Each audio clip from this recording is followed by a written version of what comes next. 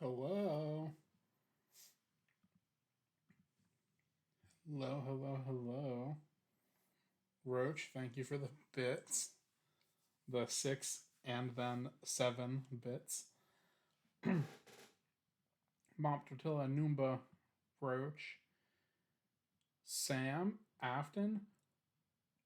Two grilled cheeses is the best night. Fears for years. Ophelia. Tortilla. Chicken Caesar wraps. Hell yeah.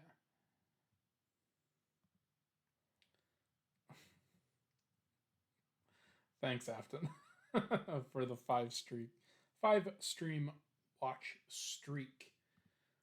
Um, okay, so I'll put you guys on babysitter mode for just a bit while I explain what we were gonna do tonight and then what we're actually gonna do tonight.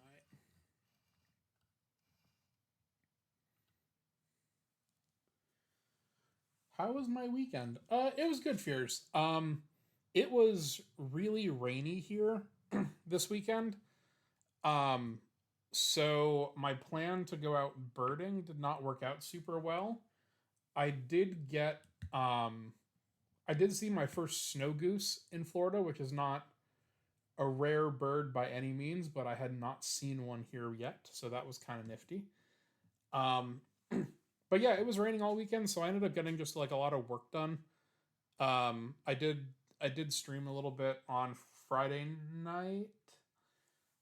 Um, because I'm going back to this other museum at the end of the week. And so I am. Janji, welcome back. This is going to be a lot different than that Minecraft stream that you were there for, so hopefully you stick around. Um, but yeah, so I ended up doing a lot more Beetle ID this weekend because I'm going back to that museum this at the end of the week. So I hope I have a decent amount of things to report and give back. So um, yeah, my weekend was pretty good, all things considered. A little bit damp. It cooled off quite a bit. It was a little chilly this morning, but all good, all good. Um, okay, so the plan. The plan was to use some power tools to do some entomology DIY at home modifications. Um, I got these forceps. I think I've showed similar ones before, but they're spade tips. And at work a couple of weeks ago, I was having to take off a bunch of labels. Somebody sent us a loan back, and they had correctly, as we asked them to, marked all of the specimens that we sent them with a unique label. So it was like, oh yeah, this came from this collection. Typically, people take them off before sending them back. This person did not. And so what that meant for me was stripping labels off of about 500 specimens. And so typically when you do that with just a regular, like sharp pair of forceps, um, you can have issues where you like grab and getting things for demonstration purposes here.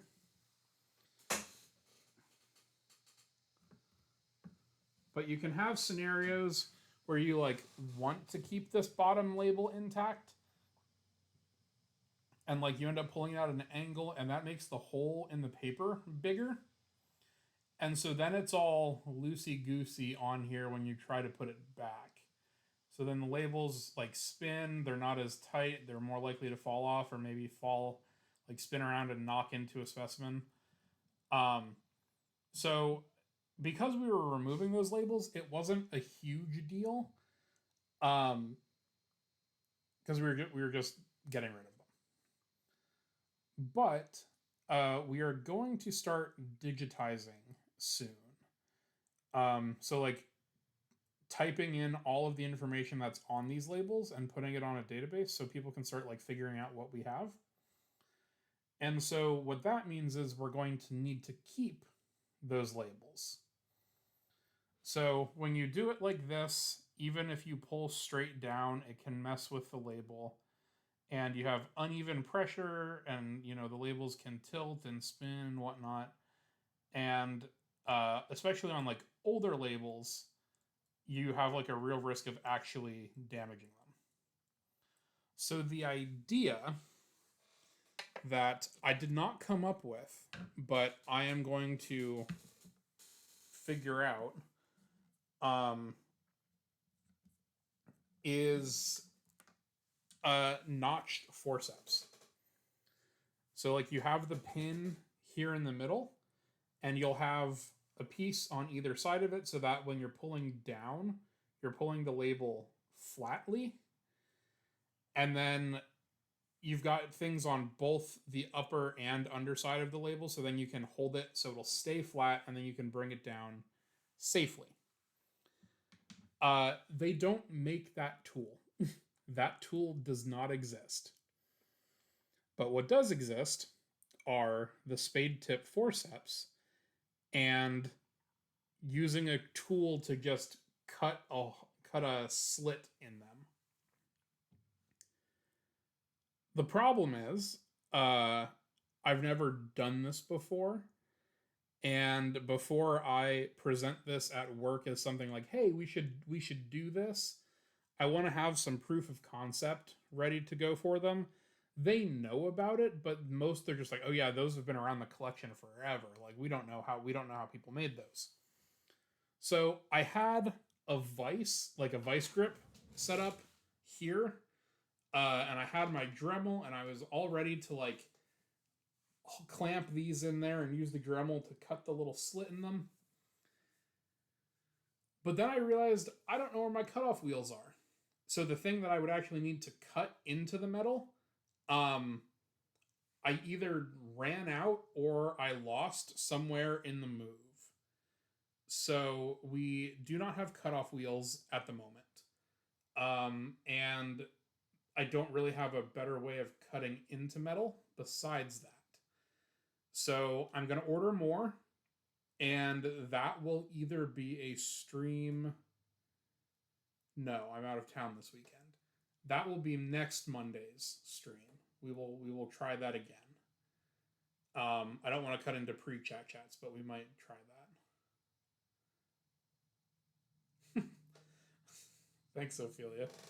I do think it looks better in here. I also just love the Christmas lights, but I have finally started doing like the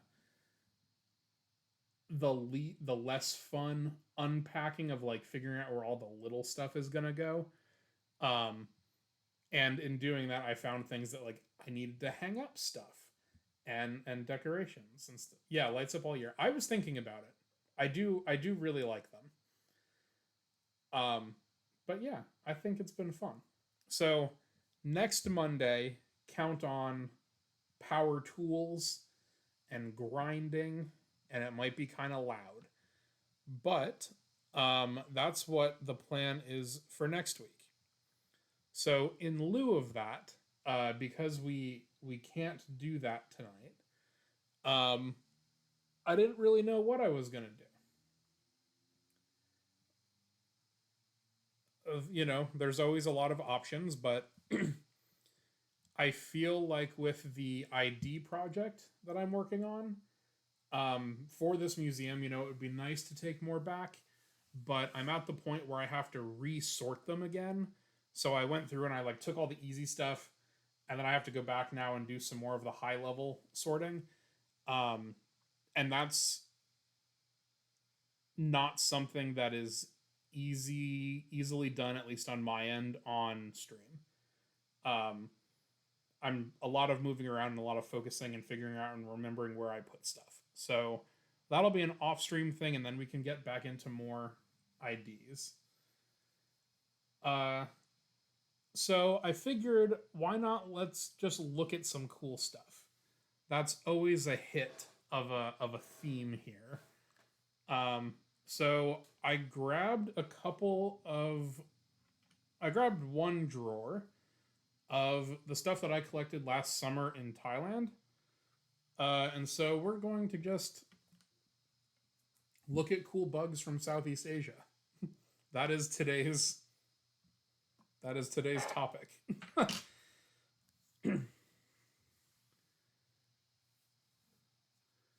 Janji, a little scared of the ants. No need. So these ants in particular, their name, so the whole colony's name is Calypso. Did I make that?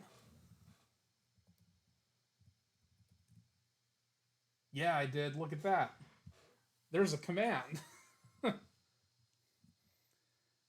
So these are Florida carpenter ants. So carpenter ants in the genus Camponotus can't sting, and they feed on mostly like other insects and seeds and things like that. But they make their nest in wood, which is why they are called carpenter ants.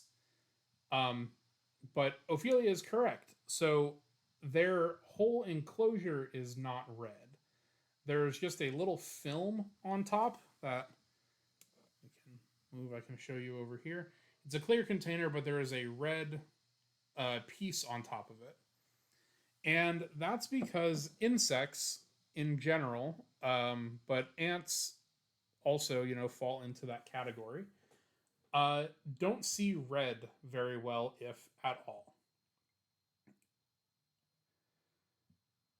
Well, Calypso was the queen when it was just the queen, but now we've got the whole colony to worry about. So I think the whole thing is just Calypso. It's like a hive mind. Um, but so they can't see red very well. So to them, Calypso and her babies, no. So to them, even though there's a light on it here from the microscope and a light from the room and everything, um, they can't see it. They think it's mostly dark. They're red on top. The light isn't getting through to them, so it makes them feel safe and it makes them feel like they are underground in their tunnel doing their own thing. Granola, Space Camp, hello, welcome in. I was wondering where you were, Space Camp. I was like, we got ants. What else? What else does she need to get here? If you look a couple messages up, Space Camp, we have a Calypso command now. Ooh, fancy.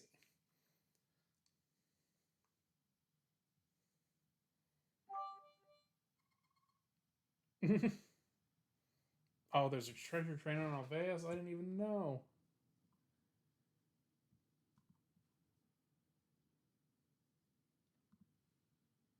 Roxers, hello, you too. Oh, they're still going.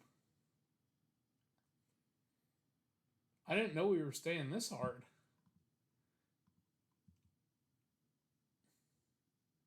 Alveus giving all your bits. Much deserved. Much deserved. So yeah, no need to never soft, definitely not. So yeah, Genji, no real need to be afraid of the ants. They can't sting, and they think it's dark, so they're kind of just doing their own thing right now. But we are now going to switch over to looking at cool beetles, which is a big theme of this stream in general. We're going to work through some of the smaller stuff and then get over to some of the highlights, but I've got some crazy big bugs over here that the likes of which you've never seen before. So, should be a good one. I don't know how long we'll go, but we've got plenty of stuff we can check out.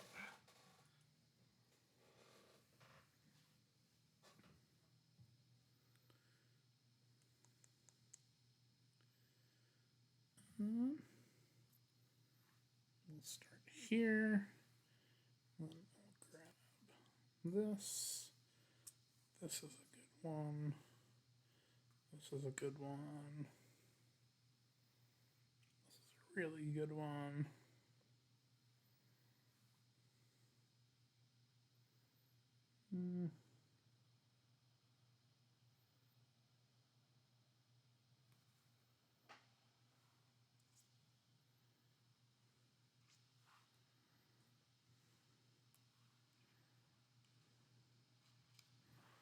Probably good starting with this stuff for now.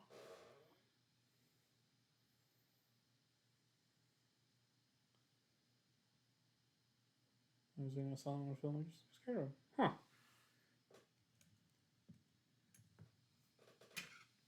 There's a lot going on with ants, so I can see why maybe they would be a little bit spooky, but in general, ants are pretty chill. Let's start with the really good one. Granola, then you guys wouldn't stick around. Well, that's not true. You guys would. But if there's anybody unconvinced, we need some chat retention here. So start nice and easy.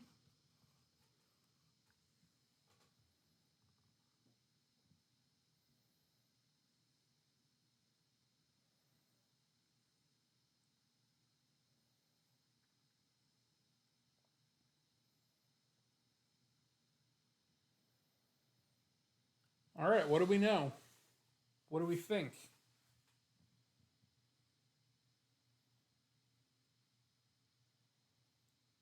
Do we have any ideas as to what group? What kind of insect?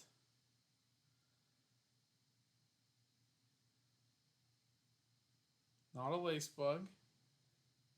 Put my earwax here. If you're I can see it coming from space camp, but black bits in the earwax is kind of crazy. I can definitely see why you said lacebug though, Roxers. Here along the edges, it does have that very latticey work. But if we just take a look, just looking pretty. Hell yeah. But if we just take a peek right here in the middle, there's that very distinct line that kind of separates the body in half. And that is a characteristic of beetles. So beetles have that line straight down the middle of the back because that's where the elytra come together and separate out. Kind of shield bug like, but not. Yeah. So what's another animal that has a shield on it?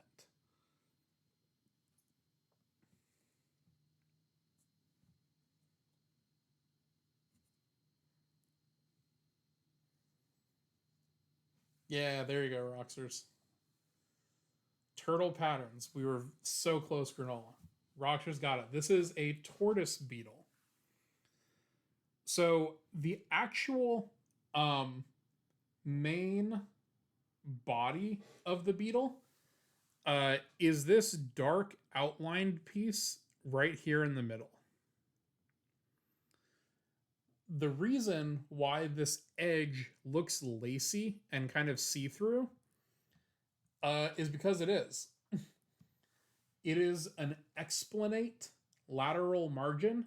So essentially what happens is the beetle body or the elytra kind of come around like this, and then they just flare out to the sides. And if we look at it from the side, it's very domed up top, but then very, very flat otherwise.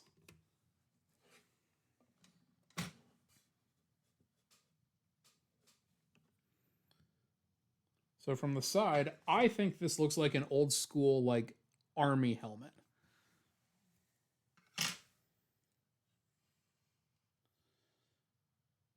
You can also tell because of the way it is. But from this angle, you can see where it kind of like slopes down out towards us. Cookie that baked wrong.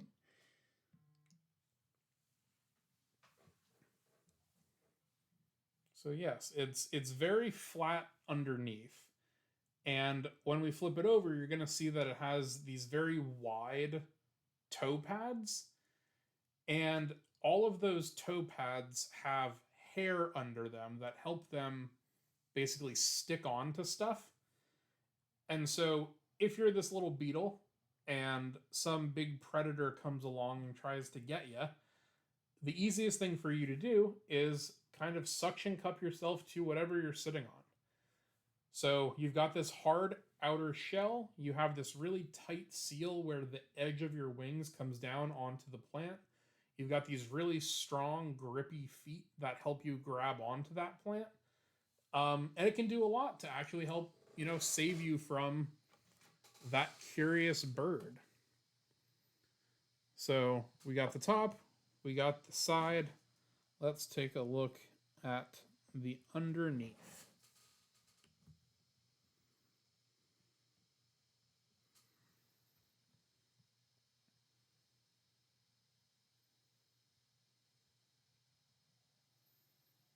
So there he is. Get those eyes into focus.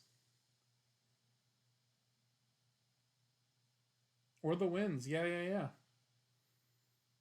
It all helps. So you can really see here how it's like, oh yeah, the beetle is in the middle. But then it has these edges that come out to the side to kind of complete the turtley look or the tortoise look.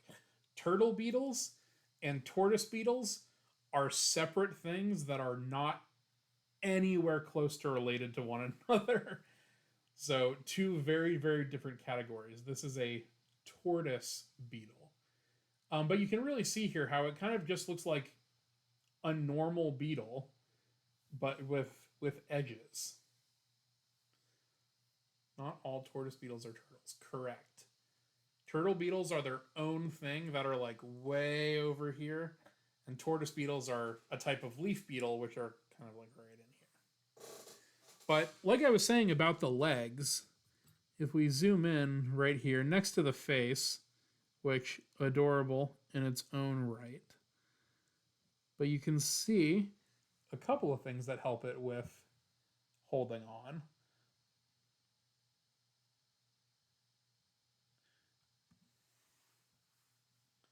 You have these really big sticky toe pads, like I was saying. All of this underneath here is hair. And the friction forces like between the hairs allow them to just go and basically hang on to whatever thing they're trying to grab onto. But you're also seeing right, let's see if I can get here, right here, these claws are pectinate. So their little claws have smaller claws on the inside, and that also helps them to grab on tighter. You'll see pectinate tarsal claws like that, so comb-like or multiple claws in a lot of groups that are on plant material. You don't see it too much in ground beetles because most of them are on the ground and like dirt and dust would get all up in your claws. But for the ground beetles that do tend to live more on plants, you do start to see pectinate tarsal claws again. So I think that's just a pretty cool adaptation to living on plants. And tortoise beetles really take it to the extreme of like how to deal with that sort of thing.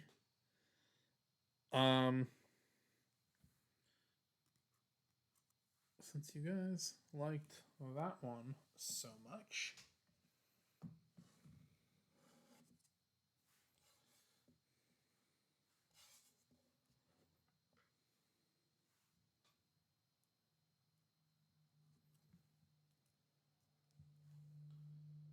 Let's have another, shall we?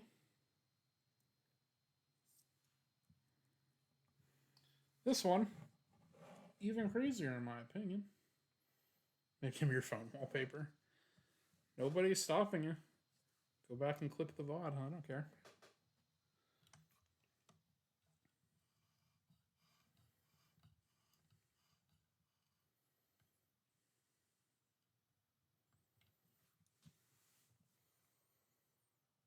So this is another tortoise beetle. Um, and here we're gonna take a peek at something real quick, and you're gonna really see that yes, this is like the outside flange of the wing or of the elytra rather than like the whole body itself. See what I mean about the dark bits looking like little leggies? Yeah, absolutely. Absolutely I do. Let's look at this right side here. So let's focus right over here.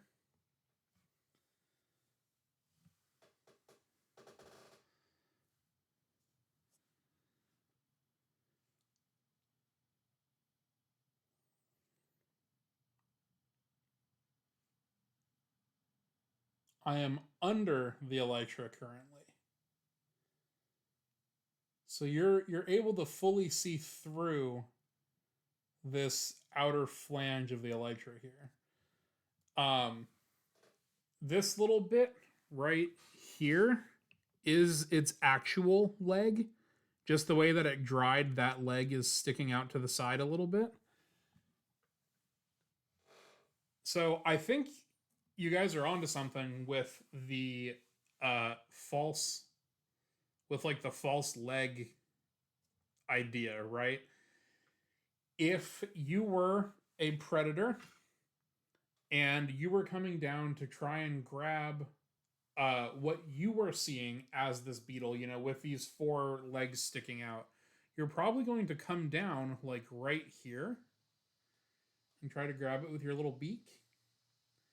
And when you go for that, you're not going to be able to grab on because your beak's not going to be able to get around because there's this big flange on the side that's basically preventing it from being that way. So I do really think there's something to what you guys are saying about those being false legs. I don't know that for a fact, but it would make a lot of sense to me. And then we shall peek from the side a little bit, see what he's got going on. Birds don't all have four legs. Strange looking bubble. Yeah, wait till we flip it over, box. Also, hello. Don't really all have four legs. Well, you know, that happens. How hard are they? Normal beetle hardness. They're not super tough like the ironclad beetles, but they're also not soft like something like a firefly. If you've ever like felt a ladybug, I would give it a similar hardness, if not a little bit harder. And from the side, this one has a little bit more going on. It's tapered a bit. It looks kind of like a thorn or just like a bump on some tree bark. So I imagine um, that also goes into the camouflage and like the helping of keeping this thing from being fed upon by whatever lizards or birds or other insects or whatever are trying to go after it. Can't run over this one with my car. Probably not. I mean, you could, but it wouldn't go super well for the beetle. And then, just for sake of comparison, check out the underside.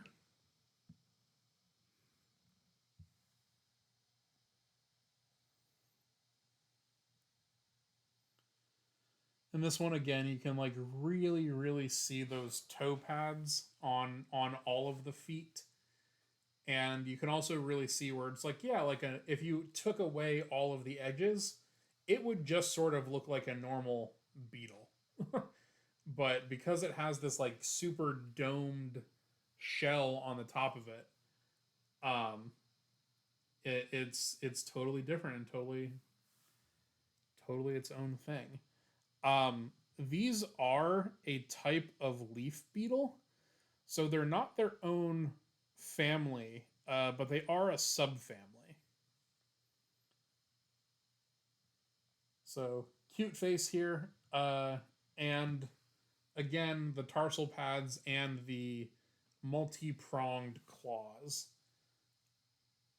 all all part of the tortoise beetle gimmick. But yeah, cool group. We do have North American tortoise beetles.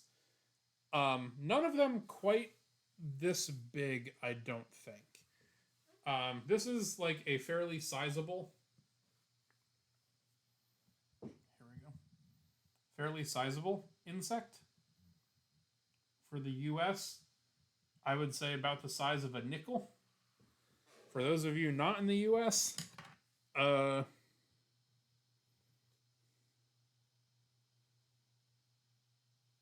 it's about a centimeter and a half diameter.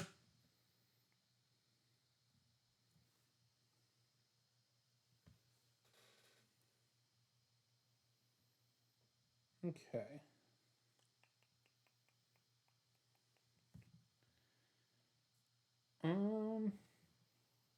So this one is, I like how this one looks, but also we'll go into this one next, because it is the same thing. This is also a leaf beetle,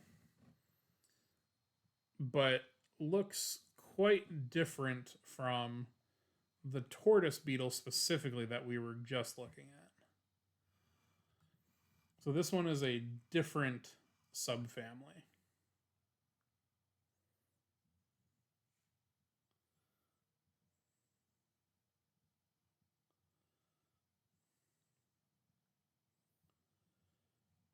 So this one is a cryocerine. Um,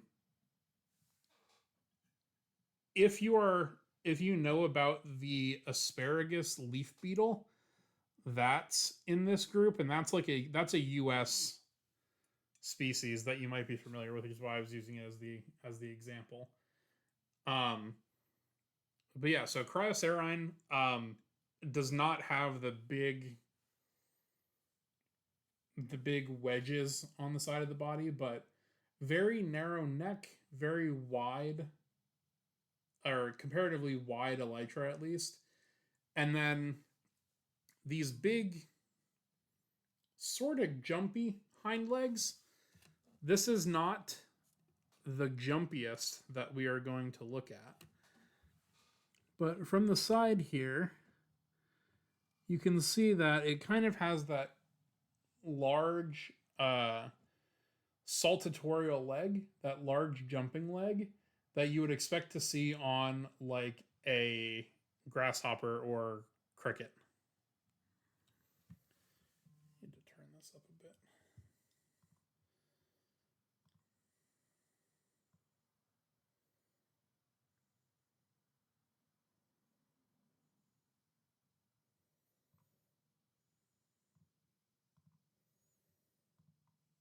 Okay, that brightened it up just a bit. Let's kind of course it on.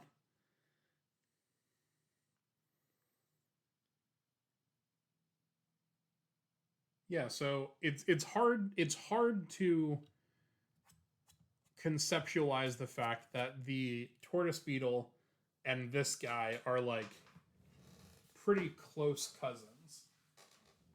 Um,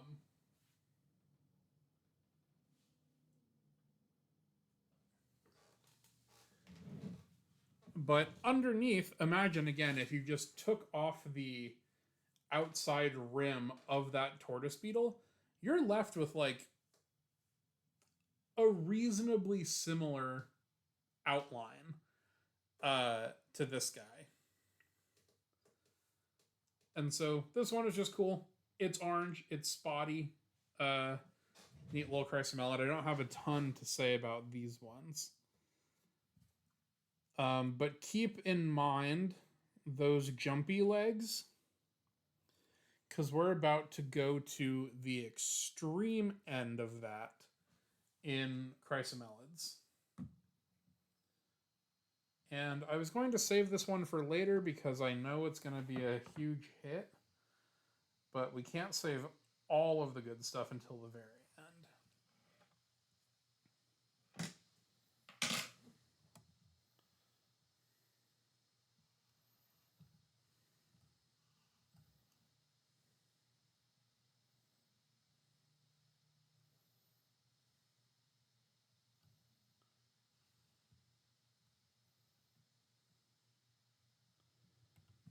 So this is the frog-legged leaf beetle. The genus is Sagra, and I think this is Sagra femerata.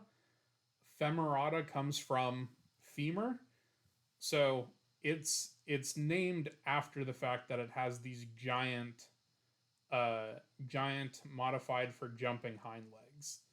Definitely bikes to work. That's funny, but yeah. So this also is a leaf beetle. It's in a different subfamily than the one we were just looking at. So all three of these so far have been different leaf beetle groups.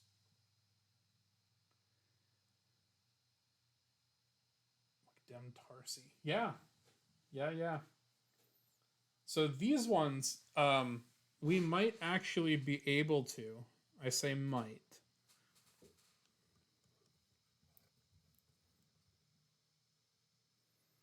It's not as clear as I would like it to be.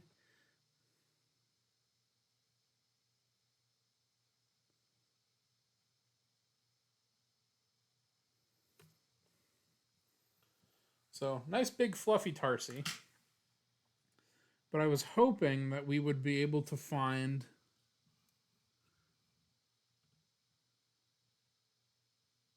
okay, maybe this will work.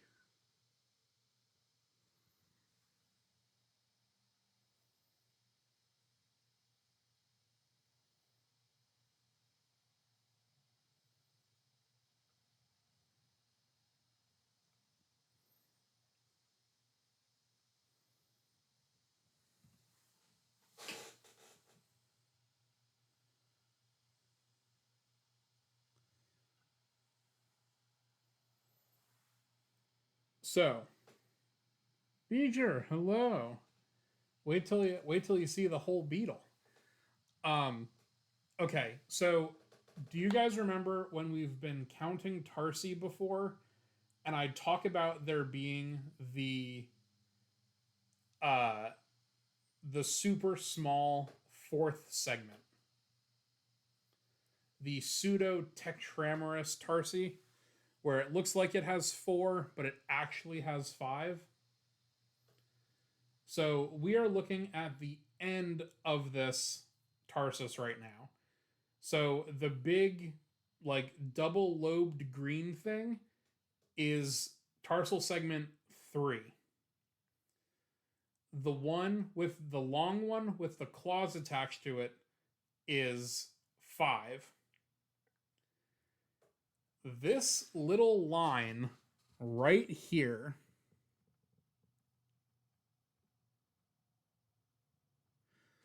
is the dividing segment for 4. So between the base of the two green things and at the base of the long one where the claws attach, that little extra bit is the fourth segment that you have to look for when you're doing beetle IDs. Hopus 3 bracelet. Bracelets Mark Cucumbers 5. However, it takes you to remember it, Roxers, but yes. So this is a big enough thing that will be able to see that. I actually think the piece de resistance at the end that I have, the really really big thing, will also be able to show off what I'm talking about.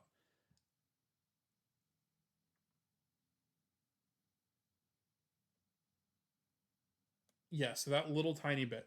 Um, Roach, are you paying attention now? And Beeger, if you're here, I don't know if you saw the whole thing at the beginning.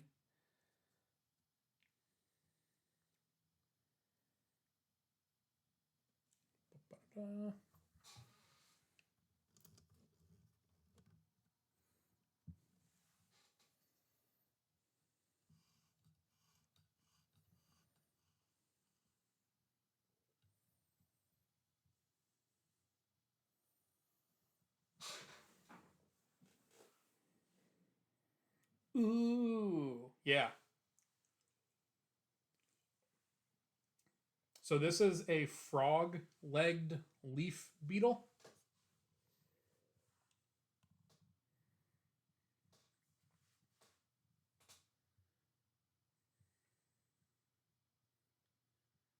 Sagerbuketii.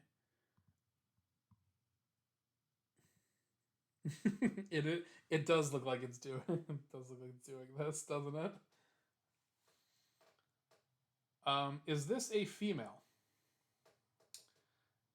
You know, I have no idea. I don't. So that Sager buketii, that's a different species. Um,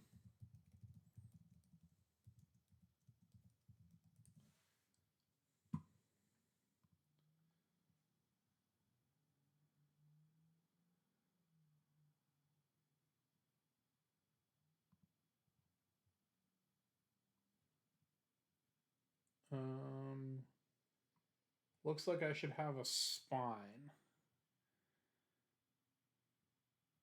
Open it up. Well, let's see what we can tell from the ventral side first. Um, yeah, this might be a female. It's still, these legs are still ridiculous.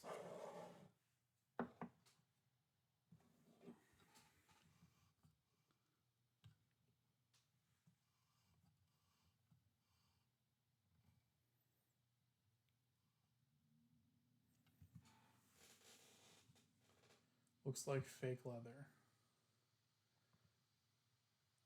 There you go. We'll allow that. Allow the interrogation. But yeah, so from just a very quick Google search, it looks like Sagra femerata, this what I think this one is. The males would have like a pretty dramatic spine on the underside of the leg.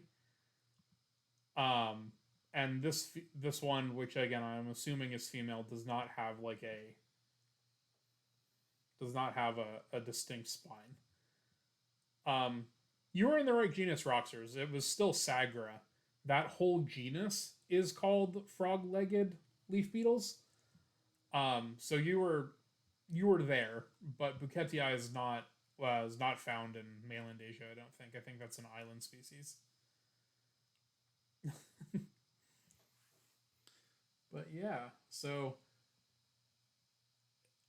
again, think about the fact that this thing and the tortoise beetle we looked at the beginning are in the same family. Chrysomelids, or these leaf beetles, are consistently one of my students' least favorite things to like learn and identify because they're so varied.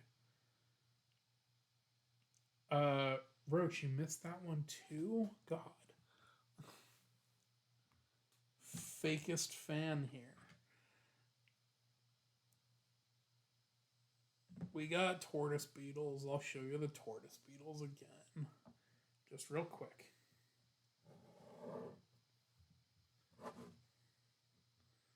these are the tortoise beetles.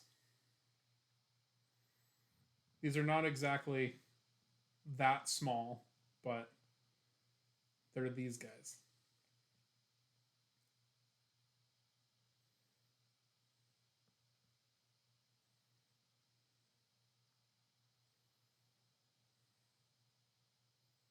They are quite round, yes.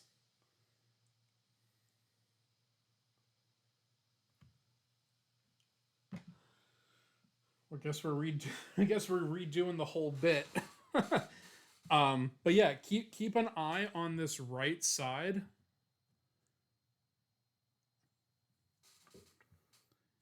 This is the pin over the elytra. This is the pin under the elytra.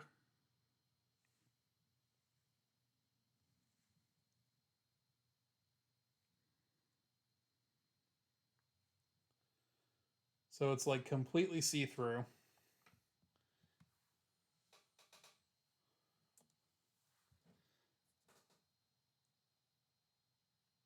Anyway, yes. So you only missed the tortoise beetles in one other thing.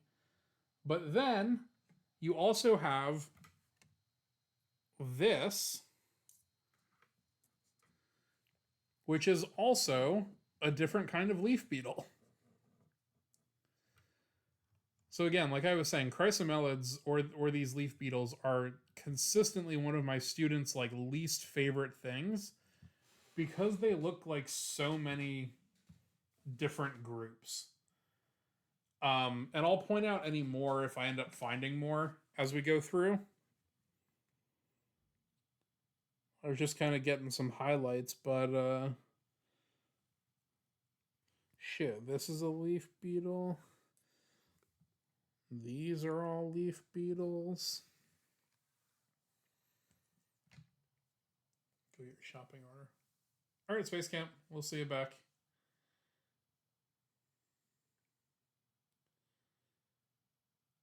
Changed a lot with Dina and had the hammered out mostly beforehand. That's the shocking thing, is that they were pretty well handled beforehand. Um,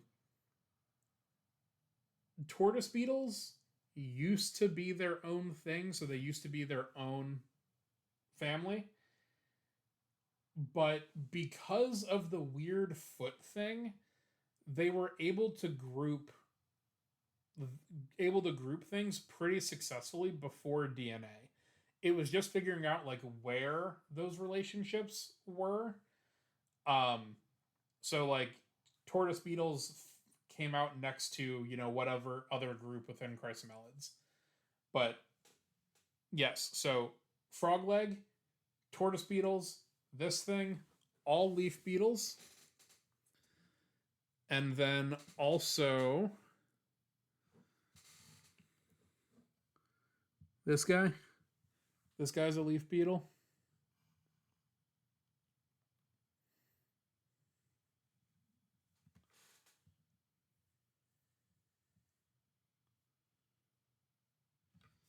And then also this guy's a leaf beetle.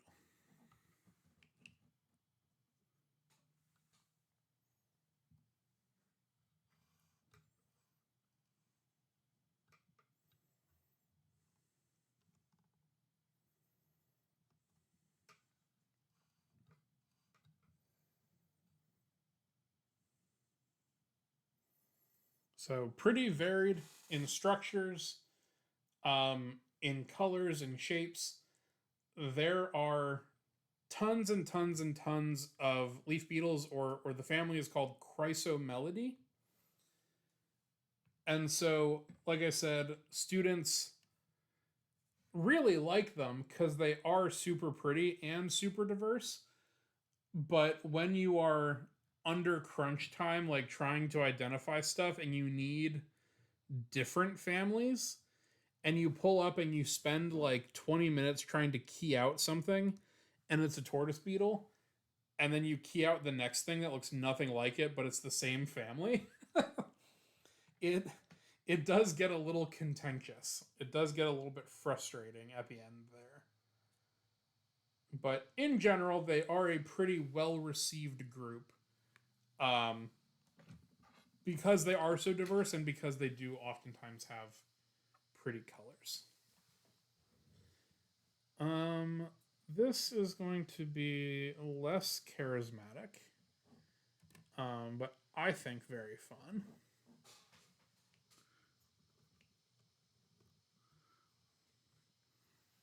So, give you an idea of size. This one is pointed, so much smaller than the last one.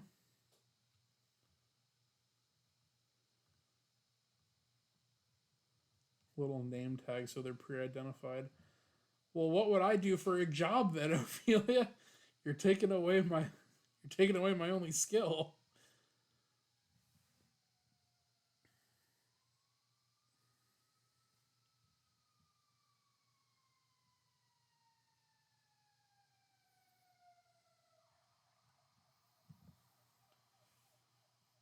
All right, what do we think about this? Not my only skill. Granola, that's very kind. It is my most marketable one, though. Let me tell you.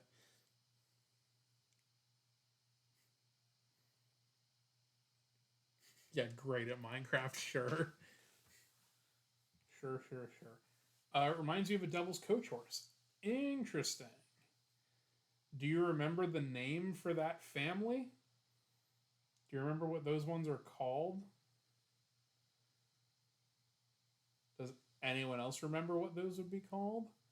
Earwig looking ass? Yep, pretty close. Wait till you see the next thing. Beetle for sure. Yes. So this is a rove beetle, the family Staphylinidae. Yeah, there you go. There you go. There you go. And this is in fact the same group as the Devil's Coach horse. So good eye on that one. Rove beetles, staphylinids, are the most diverse thing on the planet. There are something like 68,000 described species of rove beetle. So they're ridiculously successful in terms of evolution. And part of the reason for that is they have the wing covers that beetles do. You can see this little backpack right here. That's how I always describe rove beetle elytra. Is just this little backpack right here. So all of their wings are folded up under this. So they get the protection of being able to cover up and like conceal their wings so they can live underground in logs, all this different stuff. But they've also maintained the mobility of having like this big long exposed abdomen that allows them to be flexible to like get into places that most other beetles can't. And so within beetles, this is one of, if not the most successful radiation of, or like one of, if not the most successful family of beetles. And they can look like a ton of different stuff.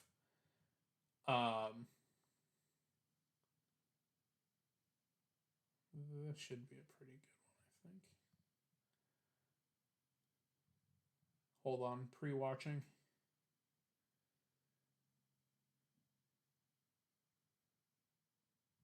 Well, that's not slow enough. We need that in slower mo.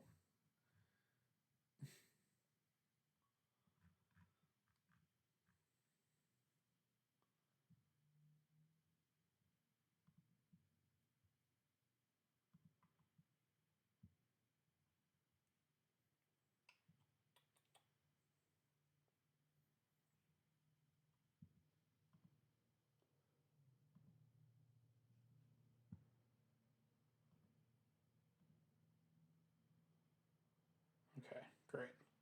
I figured this would be good, but I had to double check. Can I remember how to do this? Display capture.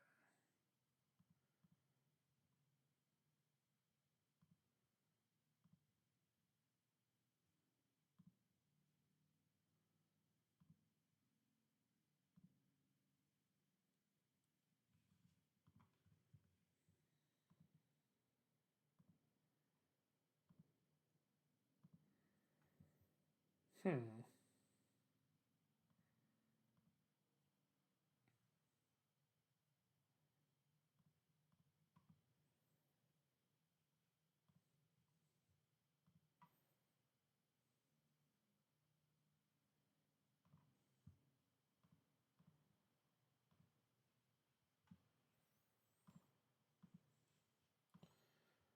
How the hell did I do this the other day?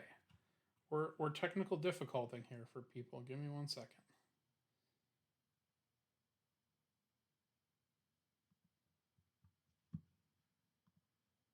There we go.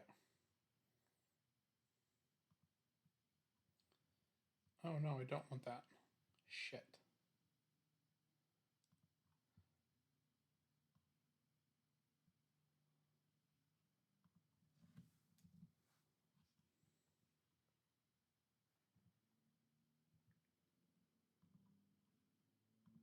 Or staphyliniid beetle, and it has what might rightly be considered nature's most complicated pair of folding wings. They're usually underneath the small protective forewings or elytra, but when the beetle's ready to fly, they pop them out, flap them open, and take to the sky. But what's even more impressive than seeing them fly is watching them put the wings away. The wings fold together, but asymmetrically, meaning that each wing folds in a different way.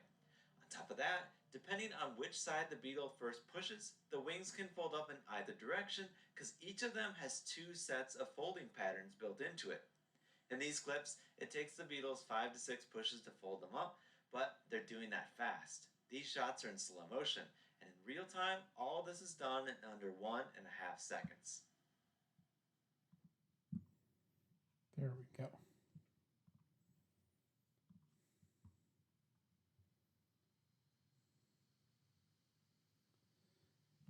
Origami wings. Yeah, totally.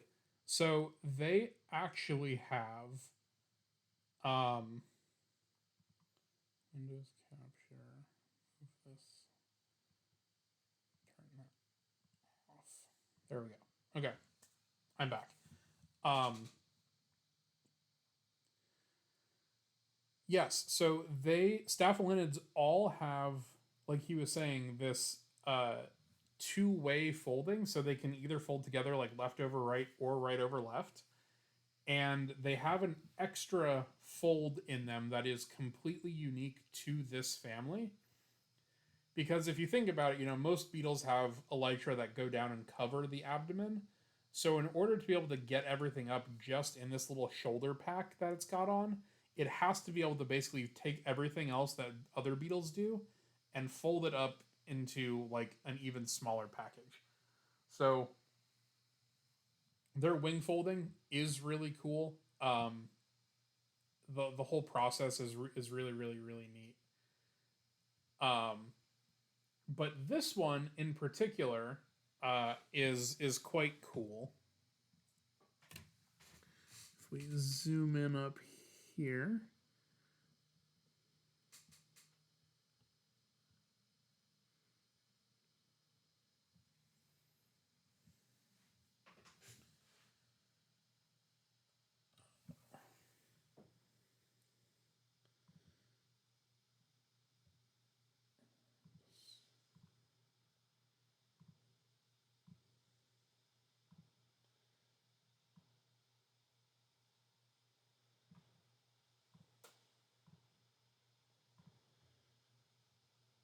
um, it's a little bit blown out here with the light that we've got at the moment.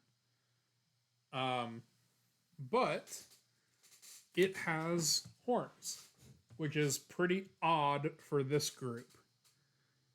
So this is a central horn, and then these two things are also horns. You may be tempted to think that those are the mandibles, but in fact, they are not. The mandibles are further underneath, and so I imagine this one is a male. And he would use these in the tunnels like the dung beetles do to kind of preserve his little home territory and also his access to whatever females might be in the tunnel with him.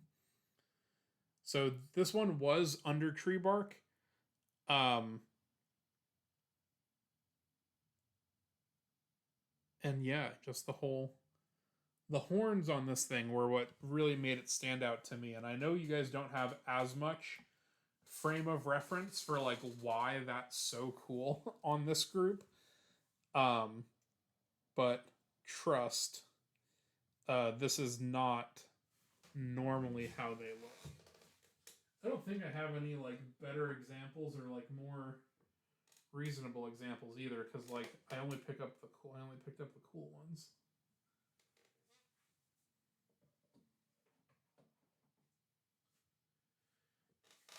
Anyways, love a horn. Yes, absolutely. That's that good shit. I love ornamentation.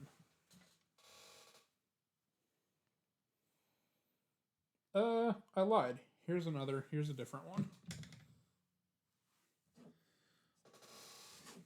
That is less fancy.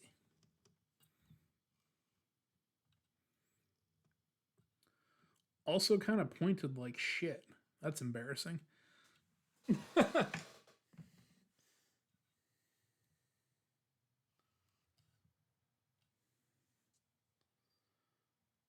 not my proudest not my proudest mounting of them.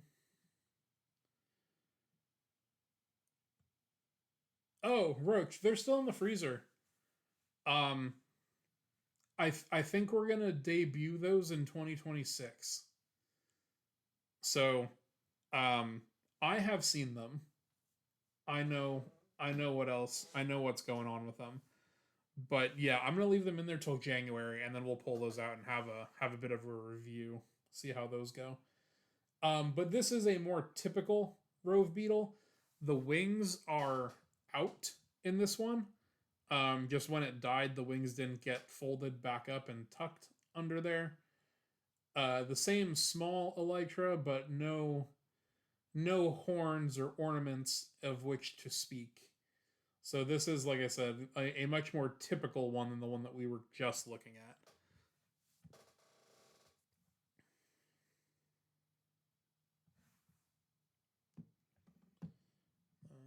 Is this another one? This is that same pastime.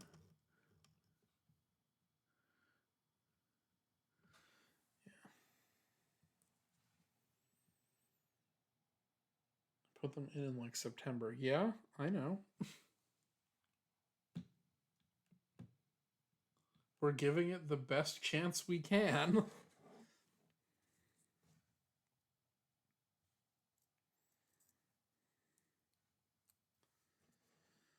The guy that I know that does his grasshoppers the way that we're trying to do these beetles leaves them for 6 months at a time and has a specific freezer just for doing this. So I'm doing the best that I can with my freezer that also houses my Eggo waffles. Weeble. Yeah.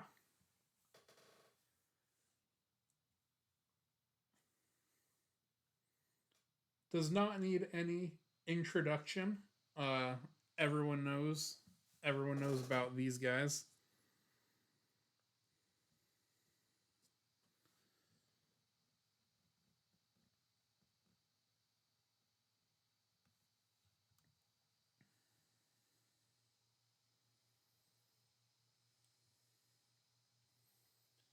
We're gonna head into we're gonna head into some weird weevils here in just a minute. Let me grab this one. Since we're talking about weevils as a whole, we can talk about all these different ones at the same time.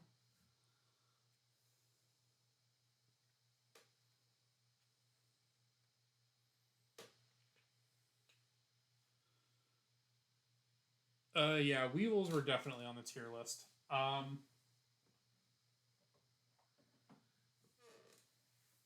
Did I really give him a B? That feels low.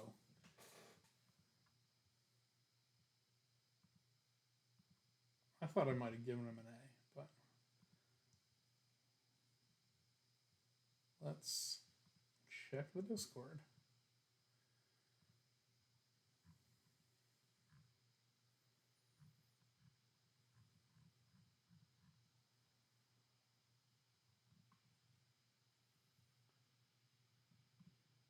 Yeah, Weevils were A tier.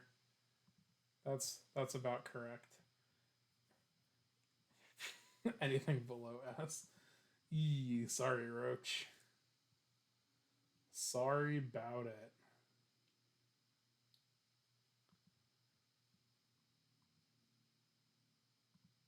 I acknowledge the good they have done for bug PR, and I acknowledge that a lot of people like them. They just don't do it for me as well as much as they do for other people. We're gonna get into some weird stuff now. This is a good Weevil, and probably my favorite subfamily of Weevils. This is a Dryopthorine, and the way that you can tell that it's a Dryopthorine is this last antennal segment. So do you see how like the top half is hairy and kind of a different color, and then the bottom half is solid and not hairy? That's a characteristic for Dryopthorids. It's a microphone. It kind of does look like a microphone.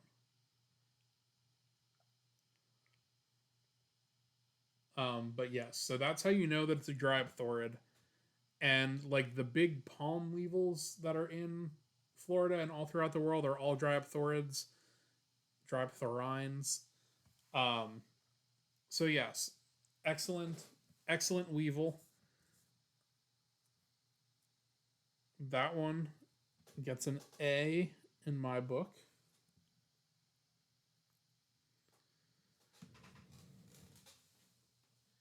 He plays COD. Oh no. Does that mean he says the slurs too?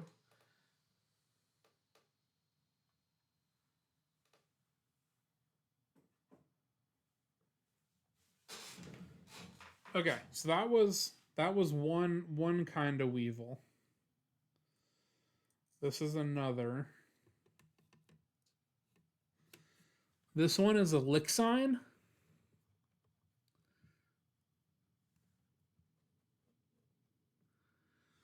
Which are usually pretty tubular like this.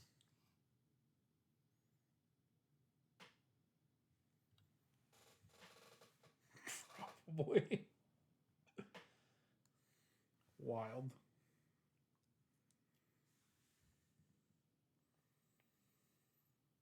So another type of weevil here.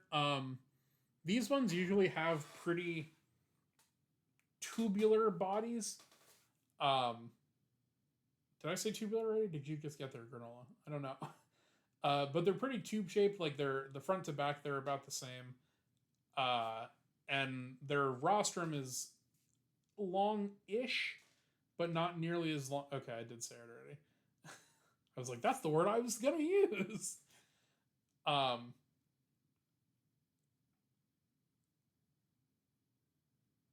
what else do I want to say about lick signs? I don't really know.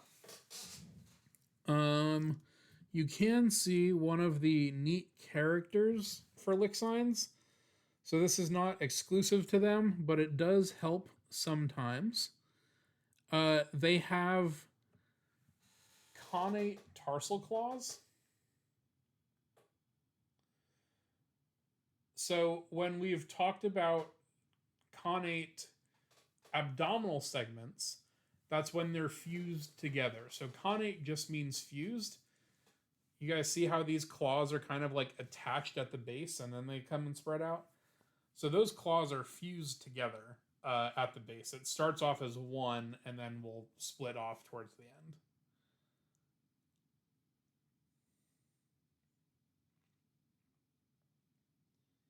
So again, not a thing for all weevils, but for lick signs, I think that is actually pretty specific. He has a turd. I hope not. I have to kiss it in a second. But Lixus is cool.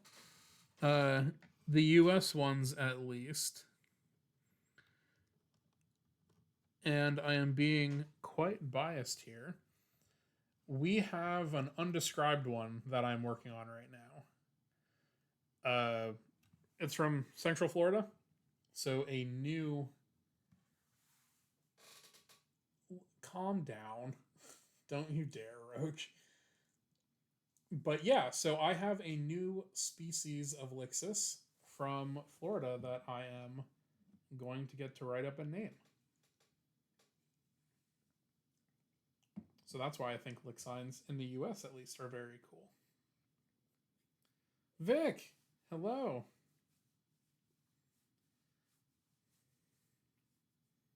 Oh, hello. Oh yes. Okay.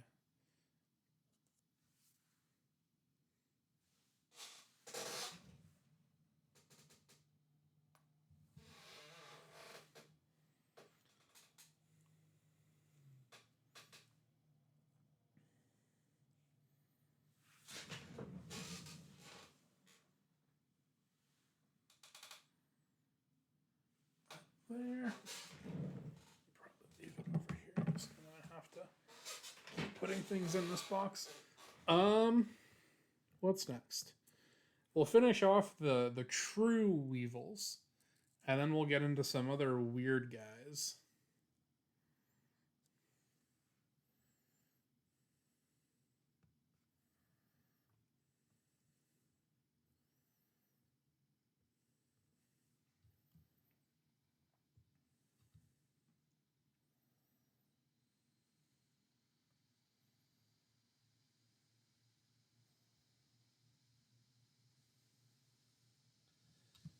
New species confused because what do you mean you didn't know it existed?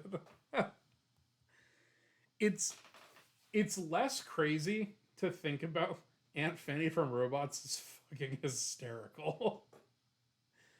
That is such an awesome pull, Roach. Um, Vic, it's less confusing to me when it's stuff like this. So everything that we're looking at right now is from Thailand.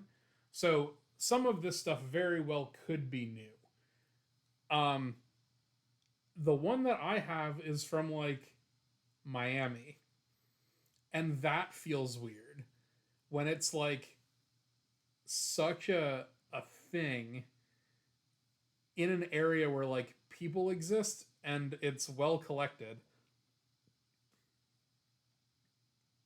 and it's still new. So yeah, it is kind of crazy, but we find new things all the time. So it's not that surprising. Yeah, so you guys notice this one's got a big fat ass. This is a broad-nosed weevil, so the subfamily Entomini. As you can see from up front here, not much rostrum going on.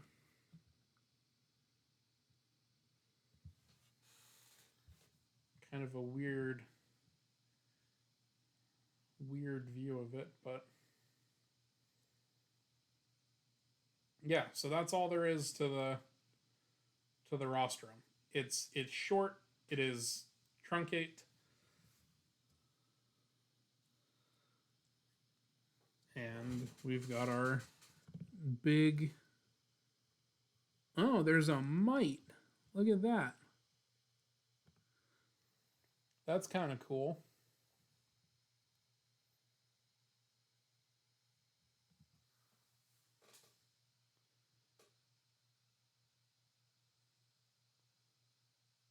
Little finds the Pokemon. Yeah, I can see that. Yeah.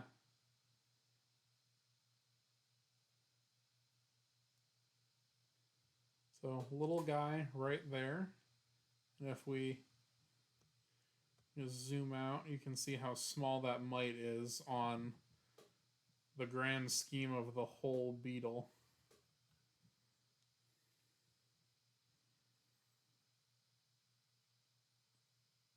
Roach, you just did, but go ahead, load up another one.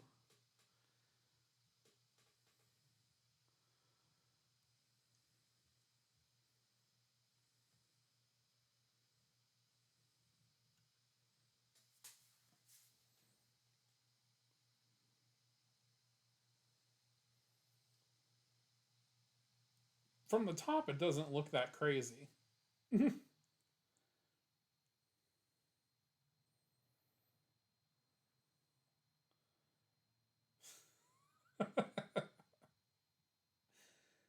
Their whole thing is to reproduce, just like everything else.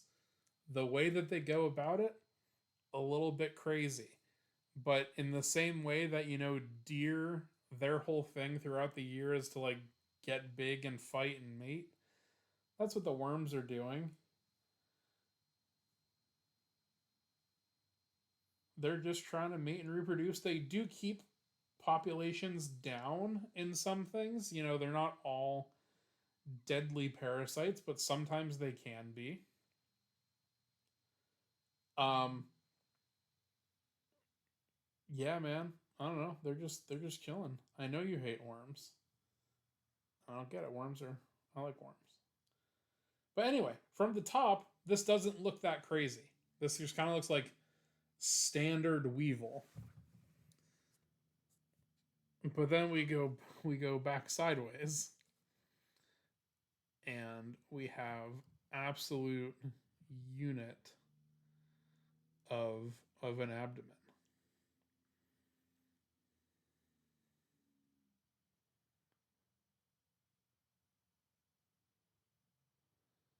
Worm beef. Crazy.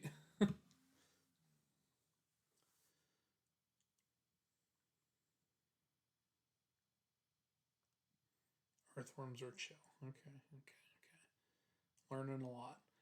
Um, but yeah, I don't know what's up with this guy. Got a big fat ass.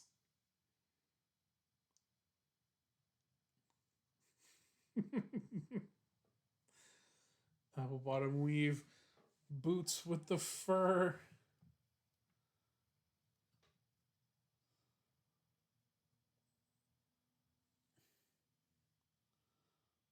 The boots with the fur.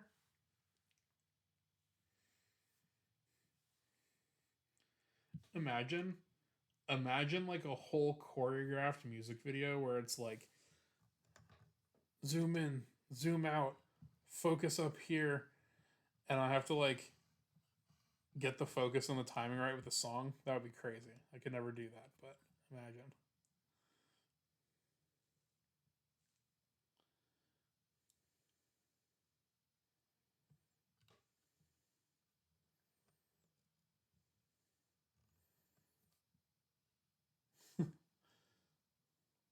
I do have the bugs. I just don't.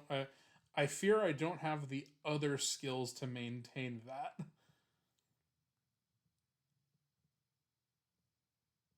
Yeah, it'd be a whole thing to like. I would need better microscope controls to be able to like zoom and focus at the same time. Like you need like the pull zoom, and it'd be a whole thing. Does he live on dead logs?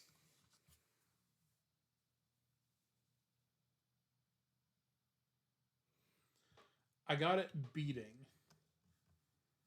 So, um, you take like a big sheet and you have a little frame in it and you put it under plants, and then you take a stick and you just hit the plants that are on top of it. Um, and then all the stuff that was on those plants fall down into your sheet and then you can grab them. So that's how I got that one. So I imagine it was on plants of some sort. I don't really beat dead logs, so I don't know if it was just like on a different plant and it usually is on logs, or what the situation there is. Um, but yeah, I don't know precisely where I got him. Start doing that. Okay. Okay, so that was the last of what I would call the regular quote unquote weevils, meaning all of the ones that were in the actual family Curculionidae. Now we're going to get into the other weevils. So these are other things that are in the superfamily Curculioniidea, but are not Curculionid weevils proper. So we're going to look at 3 other families right now that are weevils, but not weevil, not weevil. So we shall start. We shall start here.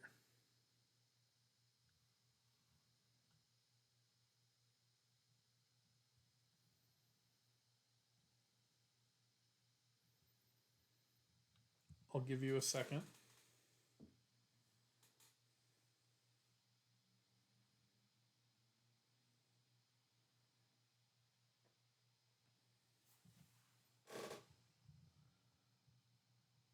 Weevil time. Yeah. So this is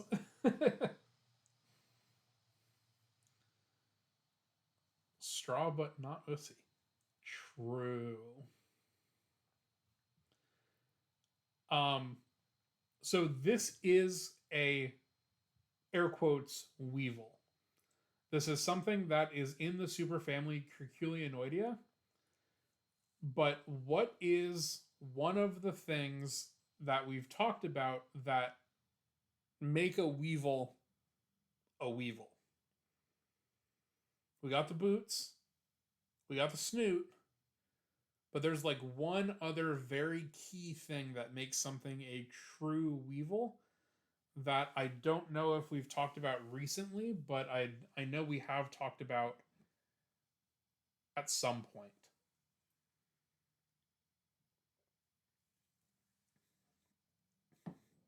Boots and snoots and boots and snoots and boots and snoots and boots and snoots.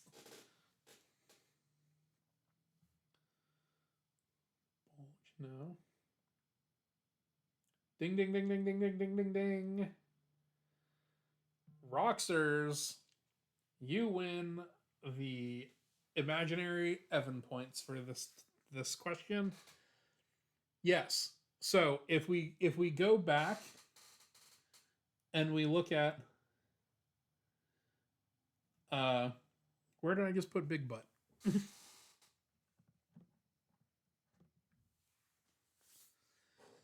So if we look here, the antennae are geniculate.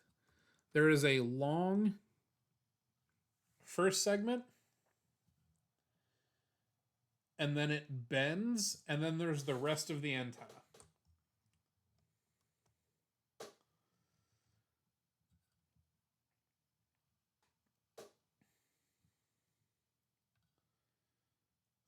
Juicy Lucy. So long first segment, and then a bunch more small segments after that. So we saw that on Juicy Lucy. We saw that on this guy here that plays COD.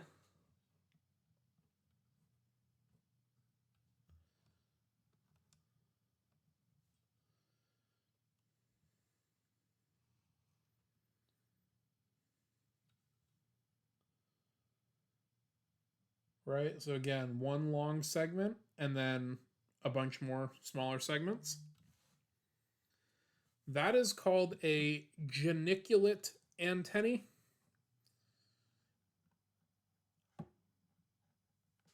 Geniculate just means elbowed or bent.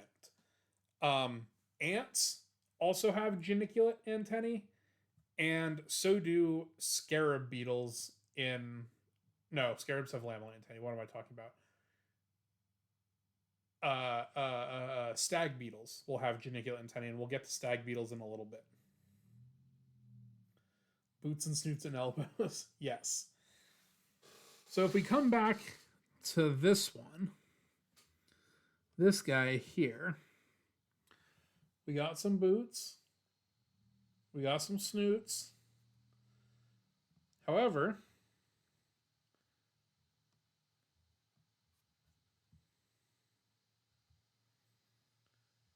We do not have bent antennae.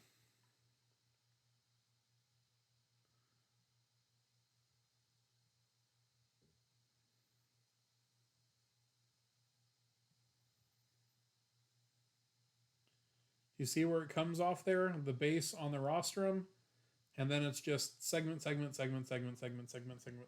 You know, it's just the one thing. It doesn't have that long first segment.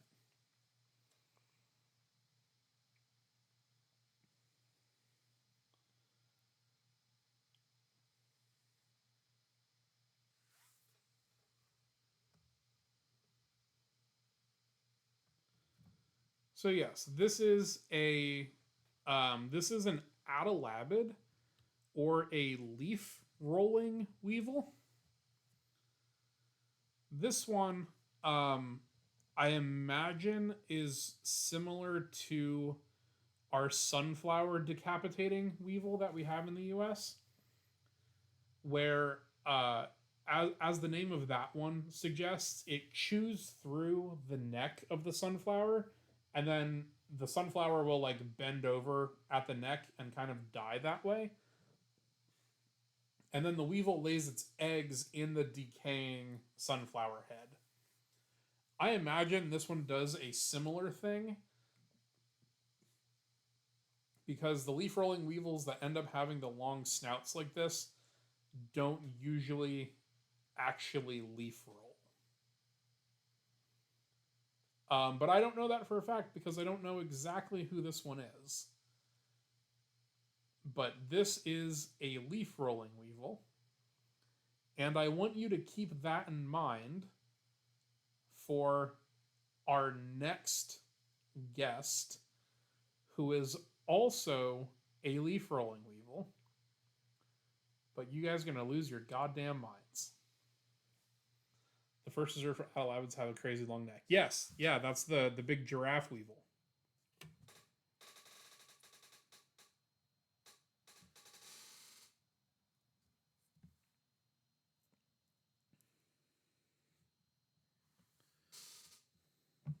Okay. Are you ready to rock?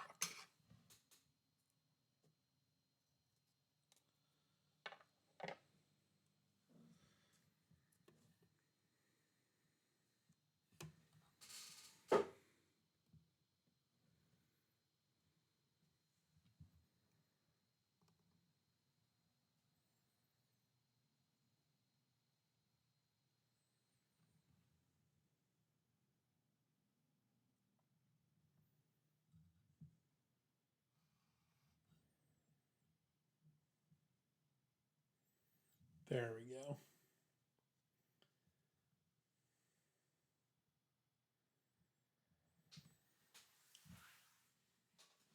Crafters are wonderful. I seem like the type of guy to own a bird, but not like a common pet bird. I don't know what that means, Roach. I was never allowed to have birds growing up because mom tomology is like kind of afraid of them. Um, I want a pigeon so fucking bad. I love pigeons so much. And once I am no longer renting, uh, I'm gonna get a pigeon. So I don't know if that's a common pet bird or not. I feel like it's not like in the. I don't know. I think most things are people don't do pigeons like that. Um, but yes, I would love a pigeon at some point or a dove or whatever, because that would be sick. For a pigeon commune. Uh, because I'm doing stupid evil presentation to extinction. I was like, okay, but hear me out, pet dodo. That's the craziest. I seem like a gull owner. That's crazy. Um, Space Camp. I don't know what you're doing right now. This feels like a British thing, and I don't know what it is. Neighbor kept fancy pigeons. Hag of a wife. Oh man, oh, it's a Scout song. Yeah, I never did that. I always think about the pigeon guy from Hey Arnold when I'm considering this, and he's got like his little rooftop thing, and then he flies away with his pigeons. Um, there was a point during COVID that I was going to a park after work, um, to try and become the best birder at that hotspot, and there was a pigeon there, and this massive flock of pigeons that people would always feed, and it was like a light brown, and I named it Mocha, and I would just see it there after work like every day. And I was like, I did you pulled the Google up. It's like, can you just take a pigeon from outside? Apparently, the answer is yes. Um, yeah, exactly, Ophelia. Yes, yes, yes. So I was strongly considering taking Mocha, but I did not. But yeah, I would love a pigeon someday. I do like birds, and I like pigeons in particular. Migraine protocol crush, and you're glad it was the first thing. Yeah, Tortilla, good one to come back on. Pigeons, Muscovy ducks. Yep, Muscovy's in some place. No, I don't think you can yoink them in South Texas. I don't know if that's allowed because I think they're naturalized there. Um, but you can also do it with starlings and also house sparrows.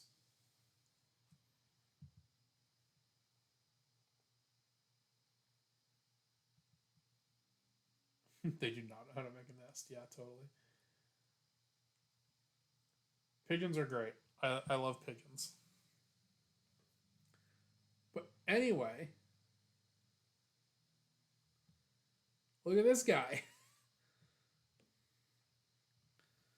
So this is also a leaf rolling weevil.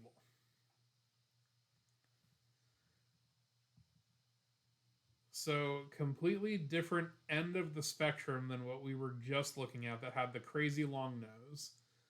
This does not have.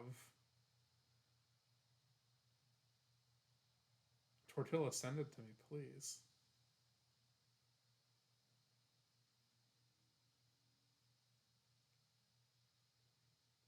Does he use the spikes to collect leaves like people thought hedgehogs do? No. Um, but yes, so this is one of the leaf rolling weevils that actually does leaf roll. Um, Sid from Toy Story. That's the kid. Oh yeah, I guess with his weird hair, I can see it. Um, but no, see, these are the ones that actually will roll their leaves. So they do a very similar thing to leafcutter bees, where they will like snip leaves in certain areas and then fold and roll them up into like this little cigar shape. And I was explaining like with the other one where I think it probably clips like a flower head. What they do is that they will cut the main like rib on the leaf to kill it, and then they roll it up into this little cigar, and then they lay their egg in the middle, and then that larva is feeding on the dead leaf that is like inside of this little rolled up thing. And by the time that the leaf like fully dies and falls off, the larva inside has gone through and developed. Are the spikes actually hard and spiky? Yes, yes they are.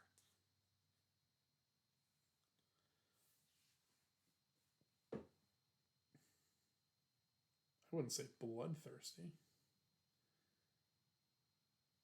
What are we saying? Who has a dead leg? What? Who?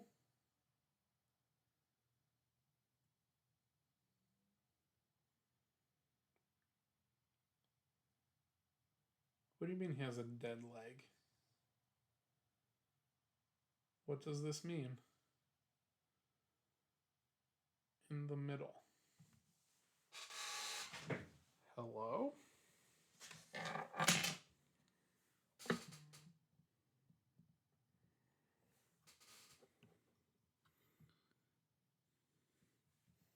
No?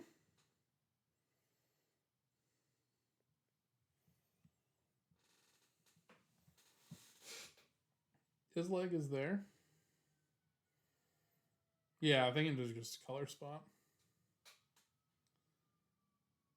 I can see what you're saying now. I did not put that together, but yes. Yes, I can see what you're talking about now.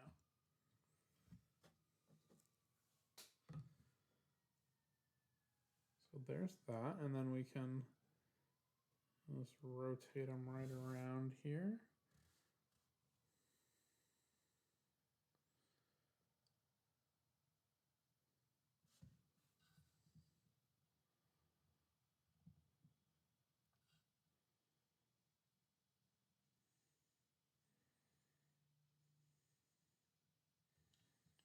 Now poke the spike. I'm worried about breaking it, just like the whole specimen, not the spike. But I assure you that the spikes are hard.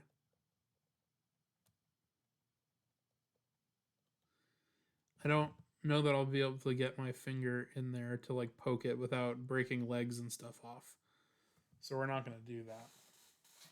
But yes, they are quite sharp. I had to pick it up at some point, so I in fact know it was sharp.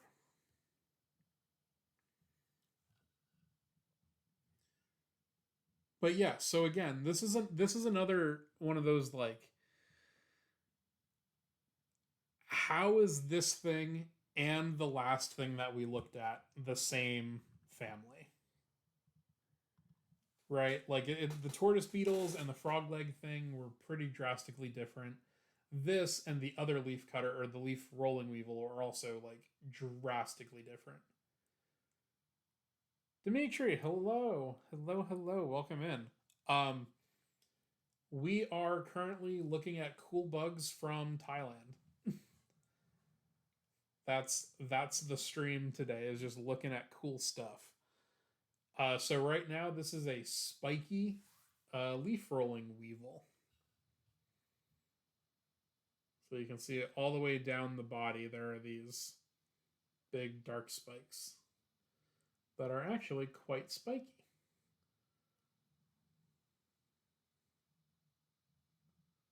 Mad Max, yeah. So we got Juicy Lucy, we got Mad Max.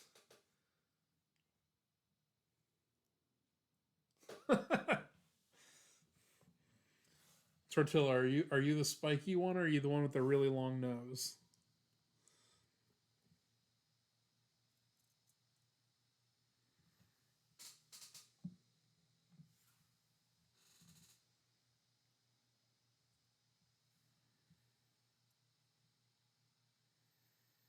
Well, Aunt Fanny was not a. Oh yeah, that was a name. That was a named one. I see. I was gonna say that wasn't a leaf rolling weevil, but neither was Juicy Lucy. Okay, so this is, if you can believe it, another different kind of weevil.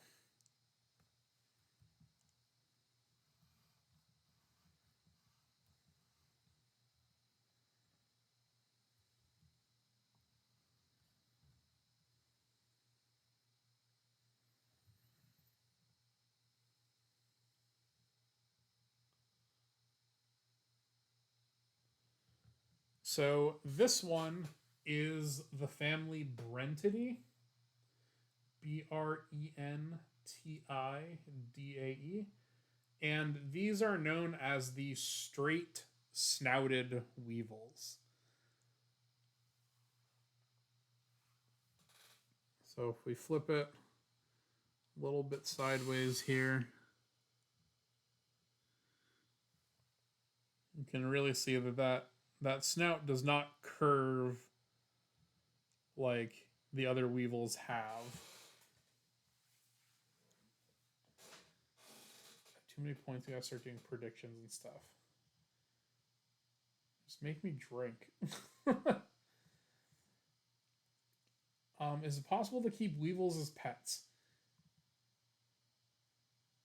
Some of them, yes. Um, I have. This is maybe a bad suggestion. I only have that. Oh no, we're good.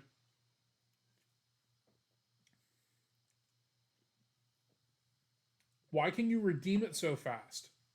Holy shit! Wait, what? Courtney has it on.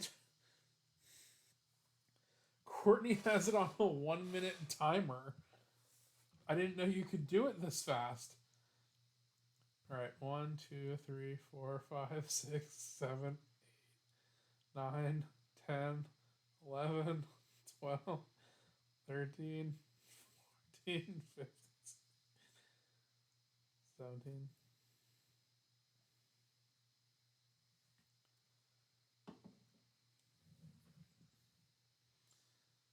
20. Tortilla, could you do that for me? I don't know how to do that.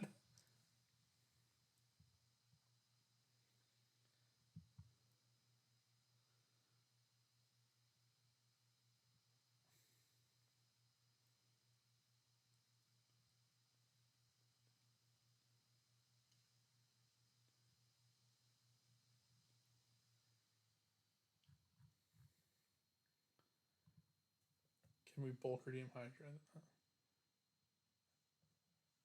After provide you editor access on Twitch.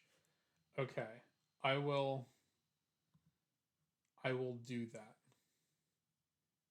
I don't know how to do that, but I will do that. Okay, well, Diet Coke is empty, but we got grape flavored water in an iced tea jug. So I owe y'all 25. I don't know how much 25 is, but we're gonna just go on this until I can't go on this anymore.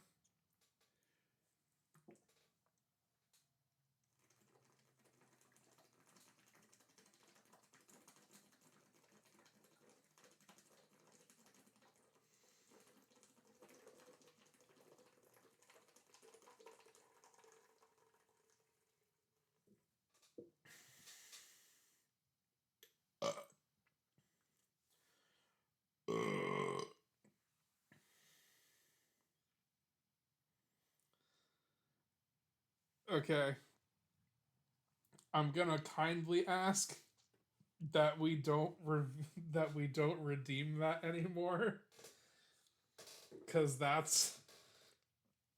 was a lot of liquids.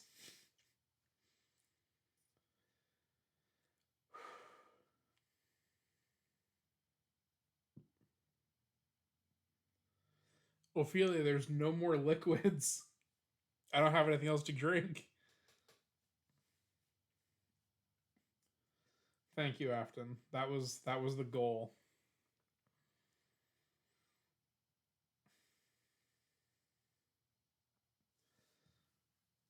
Yeah, but I'm not. I'm not. We're not doing any more drink redeems tonight.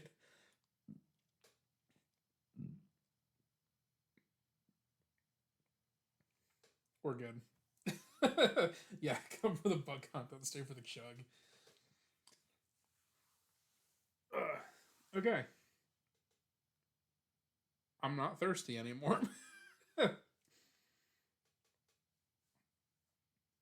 But yeah, so this is a straight snouted weevil, the family Brentidae, and this one has obviously very straight rostrum compared to some of the rest. We'll allow that. Yeah. OMG, how are you so dumb? I'm not gonna. That's the username, everyone, just to be very clear. This is not a bad question or a bad statement. These are what I would call moniliform antennae.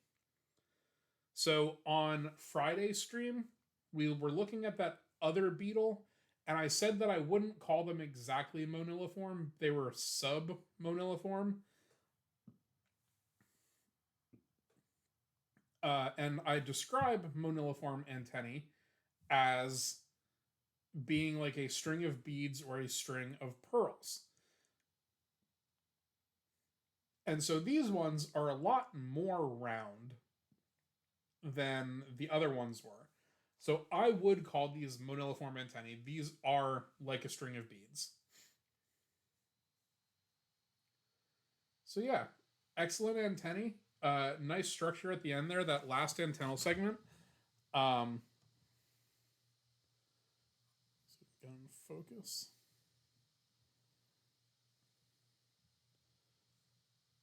Is tapered and pointy.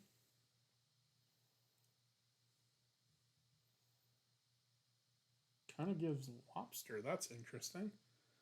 Um,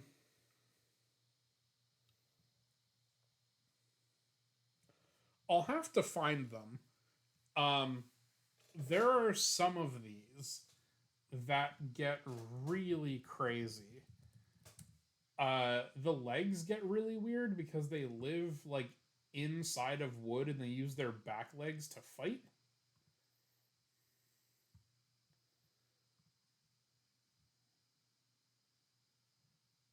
Um, hmm.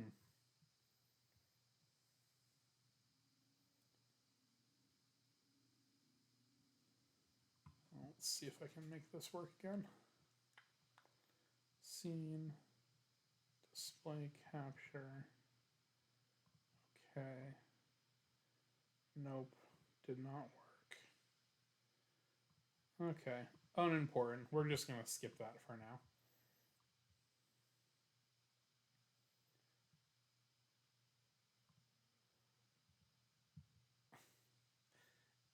It is. I'm not saying you guys are wrong. It absolutely is giving anal beads.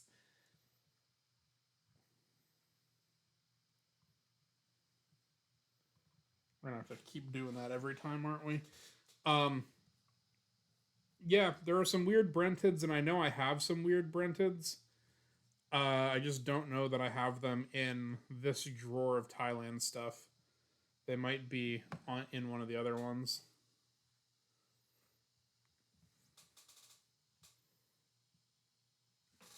What is this?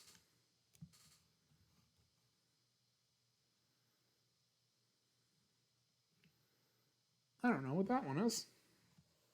Anyway.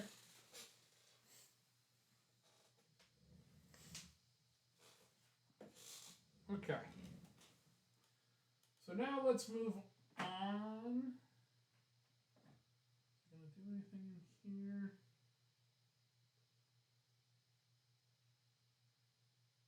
No, probably don't need to.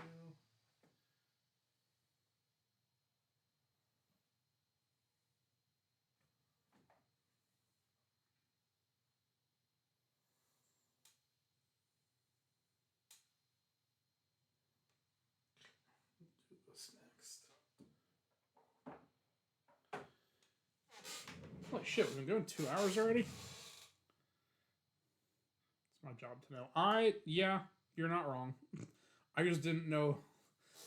I'll get there eventually.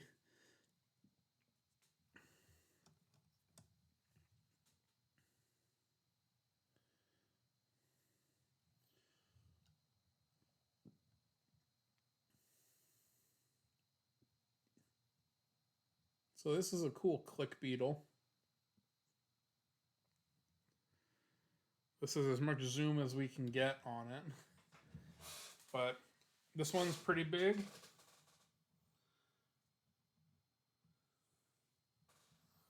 So we're starting to get into some of the larger things from this trip. But yeah, it does have very leopard or dead banana, rotten banana peel. But very cool, nice illustration here of like the underside and how click beetles work.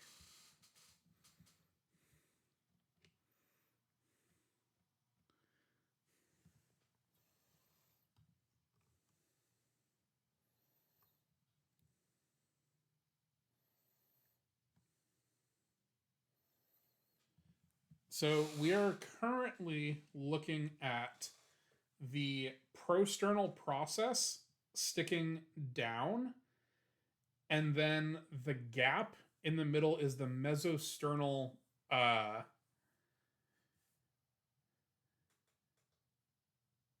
mesosternal cup. We'd hit bark beetles too when hitting the weird weevils. Very true, Roxers. I don't know that I have any from Thailand. So all of the stuff that we've been looking at tonight has been from Thailand, and I only have the one drawer of that stuff out. But bark beetles are like the epitome of weird weevils. They got hinges and shit. Yeah, basically. So that long piece that goes down into that little cup in the middle, the way that it works is that they basically just take that little peg and put a lot of pressure on it until it eventually snaps out, and that's how they like end up flinging themselves. So if you've ever done this where you like put it inside your mouth and pop your cheek, like you go, that is almost exactly how click beetle joints work. They take that long piece from the middle, which is up on top of the up between the front pair of legs, and they hinge it off of that little receptacle that's there between the middle pair of legs. So just eventually they just goes snap, and then they flip up inside the air. Nails are too long to skim inside my cheek when I do that. Oh. I've literally never had that problem. But understand. Popping their head back quick to bounce. That is what's happening, Roxers, but the reason that like okay, so this is upside down, right? So let's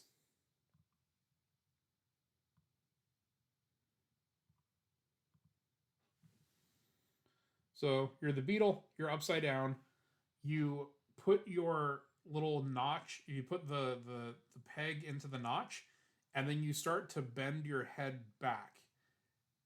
And then when it pops free, that is the thing that like gives you the lift. So that is kind of exactly what's happening. You just go.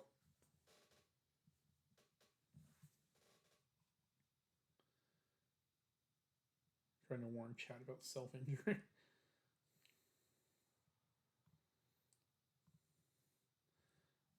But yeah, so cool click beetle. Like not too much about this one, just large and spotty. But also in this little box, I think your mom says for us afraid of bugs. Click beetles are really neat. Like behaviorally, I think they're cool. There's a lot of really cool looking ones. Oh, that wasn't this box. But yeah, I can totally see that being like a good transition bug. So when I collected this one,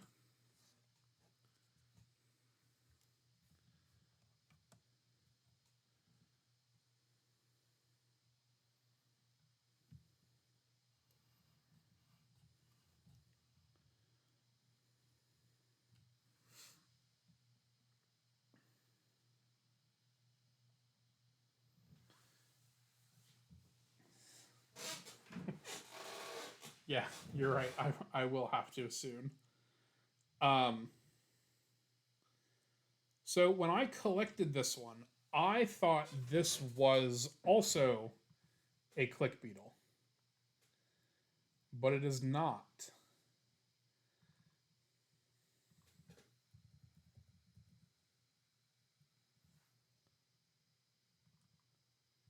This is something called a forest stream beetle. This is the family Eulicatidae.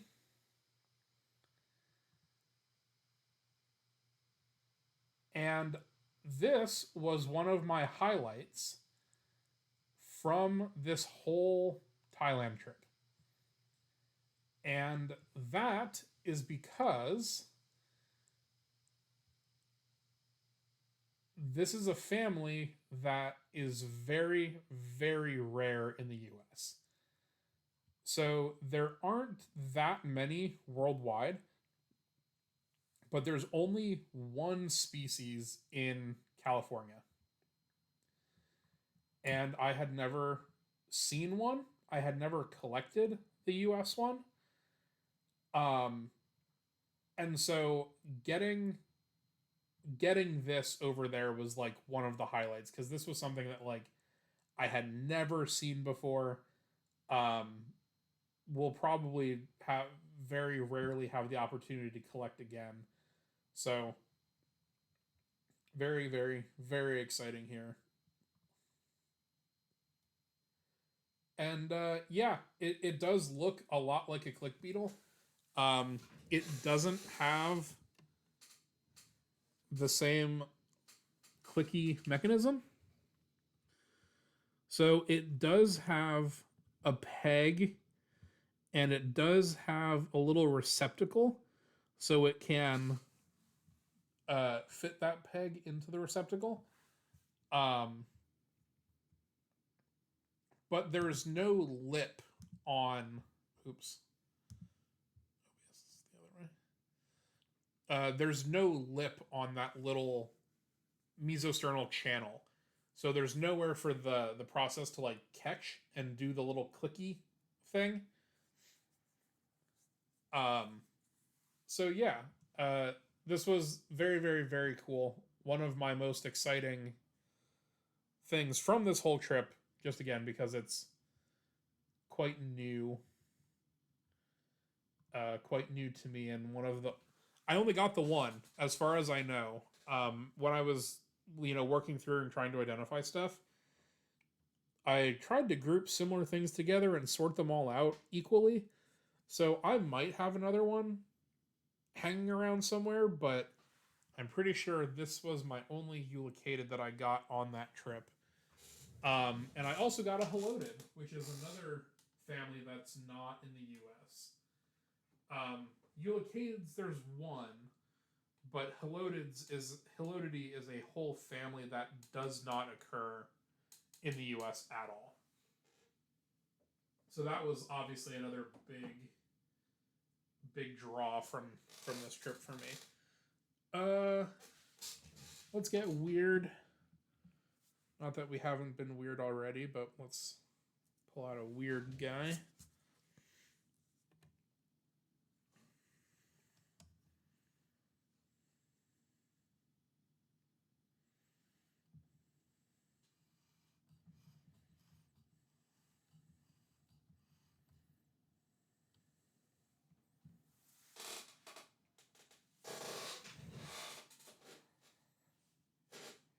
What are we thinking?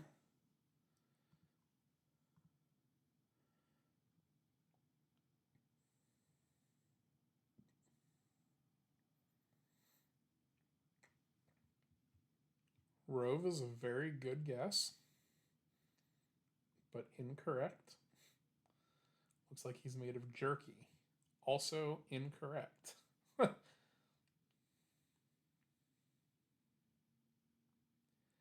Earwig. Wrong.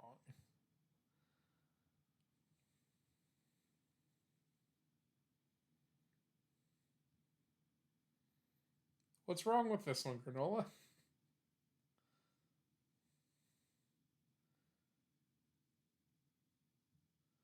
He looks like it sure does look like an earwig.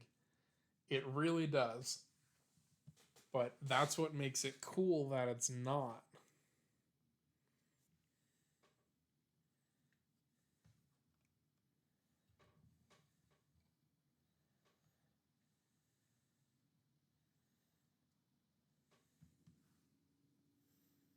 Pickle. Thank you, thank you. Let's get some toe action for you. Yeah, look at that.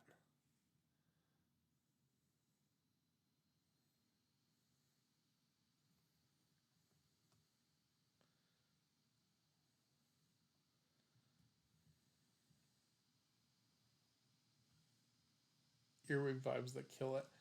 I I like earwigs.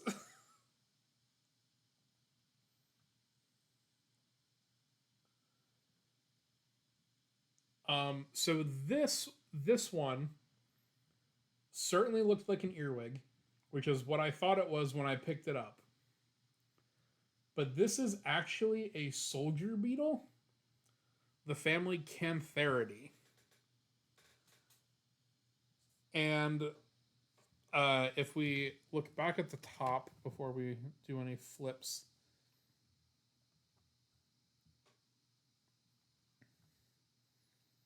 it has some very odd shaped elytra.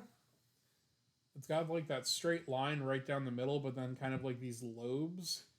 And then the wings are unprotected, uncovered from there on back. So we have some in the US that have long abdomens like this that aren't fully elytrad, but I had never seen one before that had pinchers or had little, things on the tip of the abdomen. So neat little group. We definitely have them in the US. Again, not quite like this, but otherwise pretty common. If you ever see like the goldenrod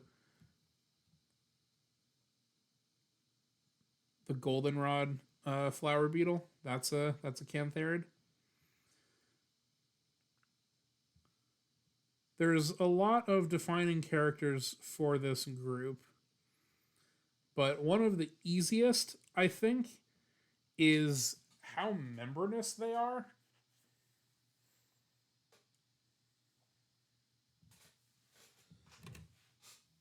So, like here, really hard to make that work, I think.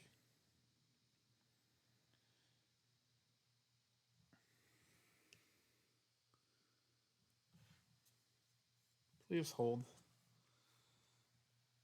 This is hard to illustrate my point. Give me 1 second.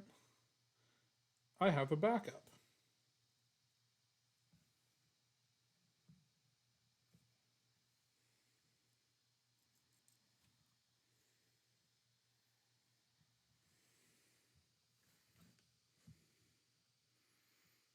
Nope, just as bad.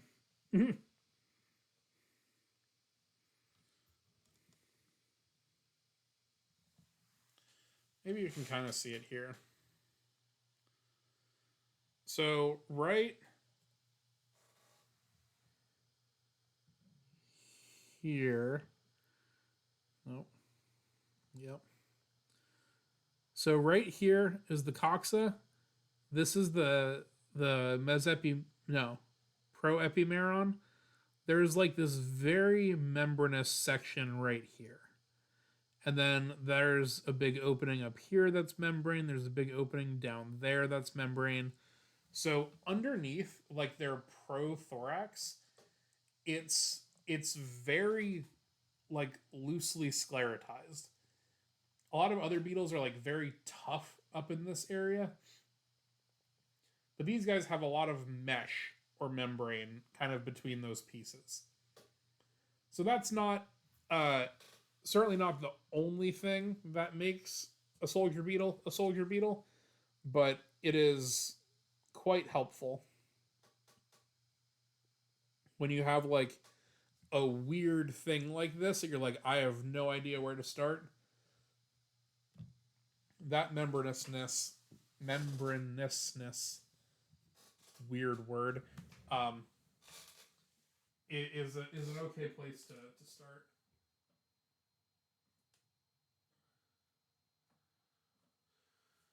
All right.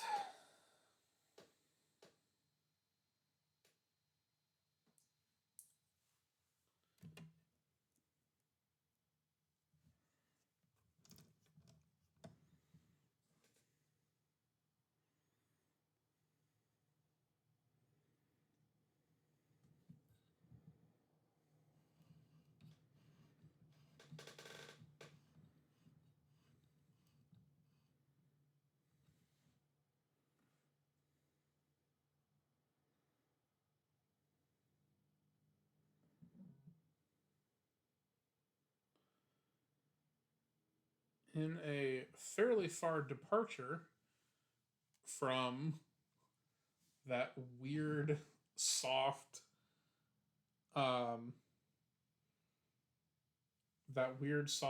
soldier beetle. This is Cyclamatus changmaiensis. This is a stag beetle, and it is a stag beetle that's localized to like where we were in Thailand. Um, just really, really pretty patterning there on the pronotum. Pretty ridiculous male mandibles going on here. Um, we had some pretty phenomenal stag beetle collecting while we were there. Um, and we had some really, really big things. For instance,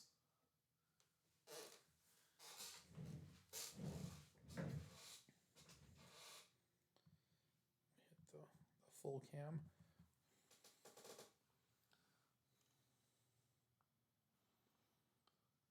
So we had some really, really large beetles come in, but this is another cyclamatus, and this was one of my favorite things that we got on the whole trip. I know I just said that about uh the Eulicated. um but these little stag beetles are so cool. And yes, I mean this big one here is phenomenal. Uh when we were doing our splitting up of which ones we were going to take, that one was 83 millimeters. So I don't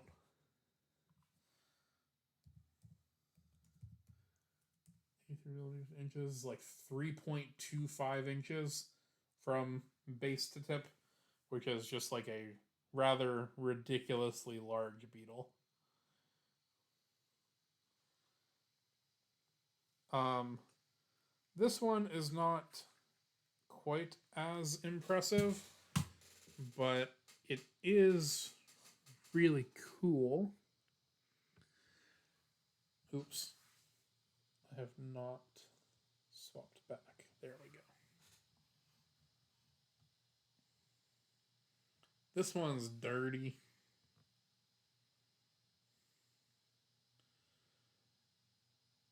And I was like, oh man, yeah, need to wash this thing off. This is what they do. They do this on purpose. So they have all these little pores over their body that have this like glue substance in them. And they basically take sawdust and dirt and whatnot and purposefully cloak themselves with it, which I think is really, really neat. Again, when this one came in, I was like, oh, cool. Yeah, like another stag beetle, like maybe a female of one of the other things that we had collected so far. But no, this is a stag beetle that the males have fairly small mandibles, and they have this like really cool dirt covering on them. So pretty nifty, if I do say so myself. But yeah, little Cyclamatus changmaiensis was very, very, very lucky, and feel fortunate to have collected this. He looks like herbivore poop. Yeah, definitely. I love when bugs are huge. You, you've come to the right place, Ophelia. We've got a couple more big things. Just waiting for Roach to get back from their shower so we can finish. Pinchers modify mandibles. Yes. So in scarab beetles, like like Hercules beetles and things like that, the males will oftentimes grow horns to fight with one another. So sort of like antlers in deer. In stag beetles, they do the same thing. They still use them to fight and to like uh, compete for females and territory and whatnot. But instead of using like head horns and things like that, they use their mandibles to fight. So they will like get up and kind of box and do whatever. So yeah, they're I mean they are modified, but they are just the mandibles. So pretty cool. Roach is back. Great. That means that I can wrap up soon.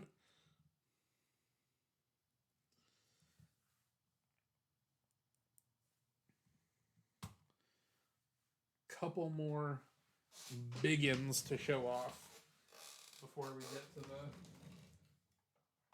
We're in the last unit tray at least of beetles.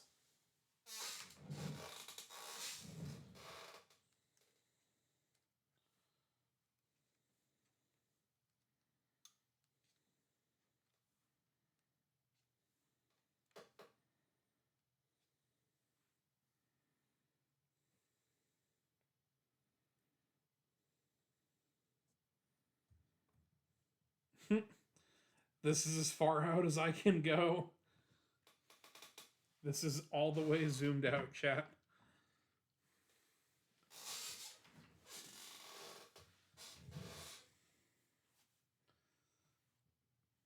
That's all we got.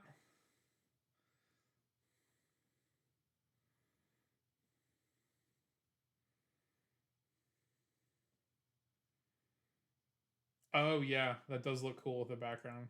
You're totally right, Roxers. So, this is a big old longhorn beetle. Antennae go down there, kind of curl back. This is Batasera. We can cut.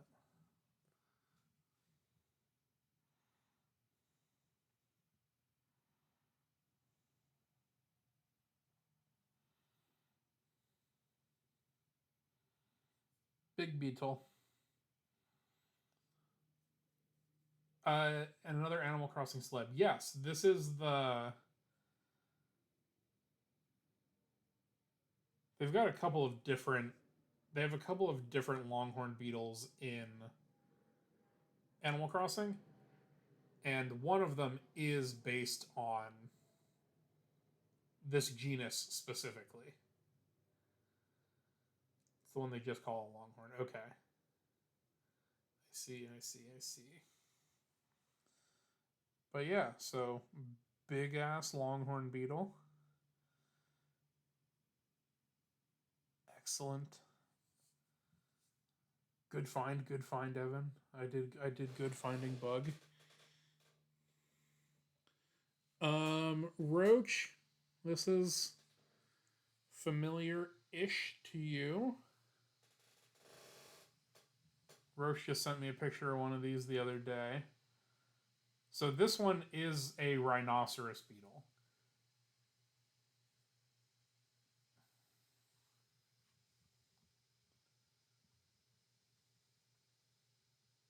So Flumgoon, this is the one where the horn is on like the front of the head, and then this is the top of the pronotum.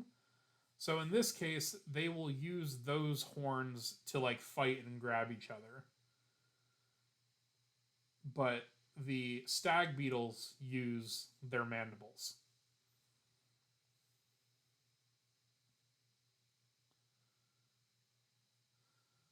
So pretty neat one here. Let me swap back real quick. We'll get a side view if we can. Yeah, too big to fit in. But you can at least see here like where the horn attaches on the head.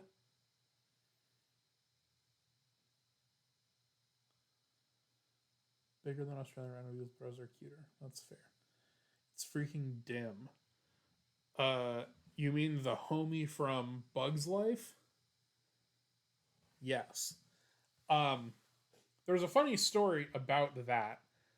Uh, also, um,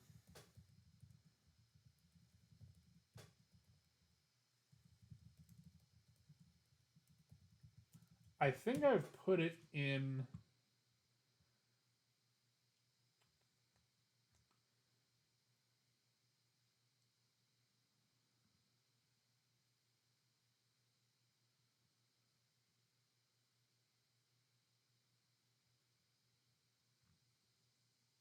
Um,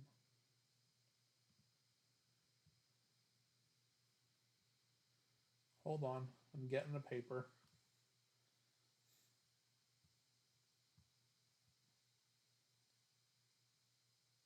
Newest episodes of Ants Count of Rhino Beetles. Okay, interesting. Okay, fuck, I'm gonna have to figure this out again.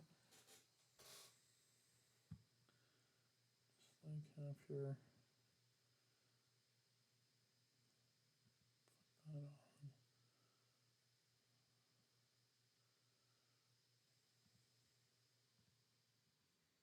Well, don't like that.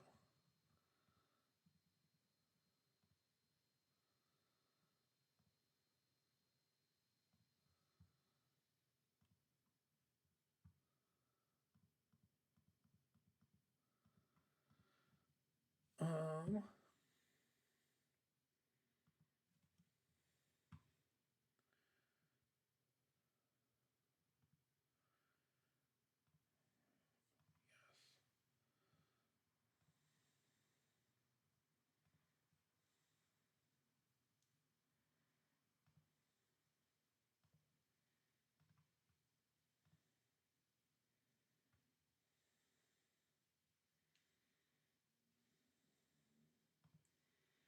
okay, so who said dim? Flumgoon. Yes. Okay. So this is a paper that was written by my master's advisor's PhD advisor. I'm getting the strats. So I have to pull up chat on my phone here.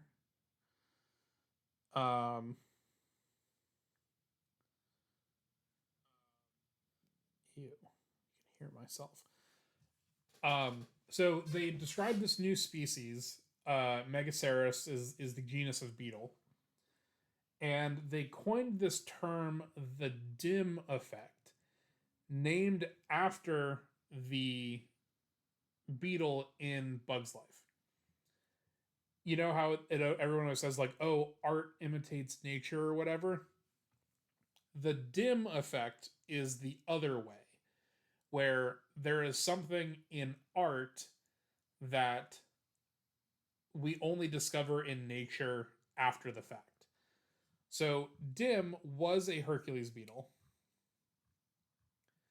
but this one in particular has this super wide horn that is very uncommon with Hercules beetles. Usually that front horn is pretty skinny, but Dim, here's the model for Dim on the left. This is that Hercules beetle, and then here is the newly described species on the right that has that like ridiculously thick horn that you see in the Bug's Life drawing. So they coined the dim effect, which was nature imitating art rather than art imitating nature. And I always thought this was like a very cool comparison because yeah, dim is a Hercules beetle. That's pretty clear, but it is very uncommon for them to actually look like that. So that's that. Only one specimen. Yeah, that too. That too, Rockstars. I'll post that in the bug court. I think I have posted it already. Um, Only known from the type locality. So there's only one location. location. But was there only one specimen? Yes, just the holotype male. Very cool.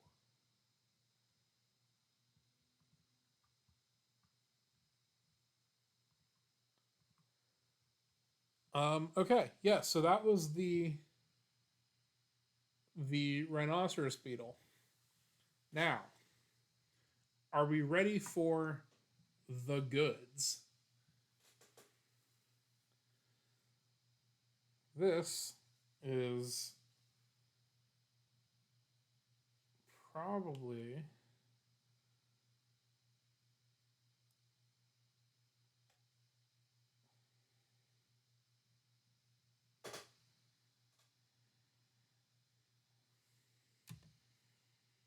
so you guys can't get a peek.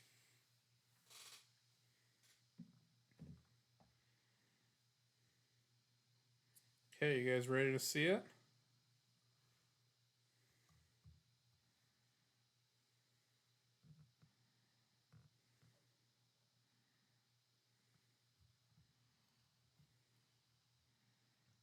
Wow.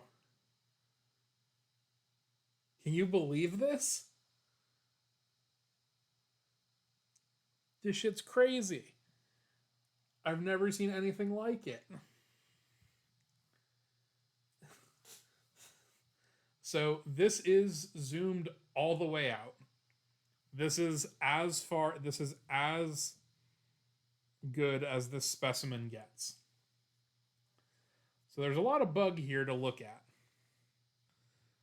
Now, if we come forward a tad, we can start to see some interesting features. Well, I just spoiled it. Son of a bitch.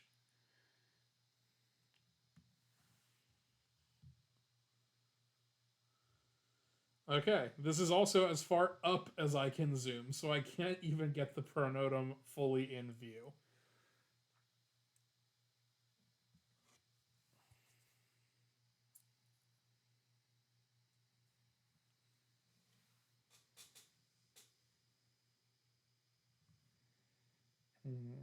We go full cam, cut.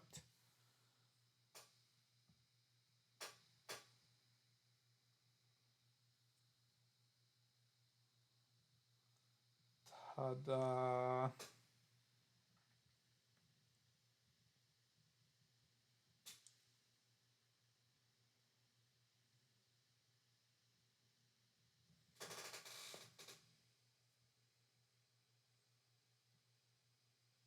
It's big. It's big, chat.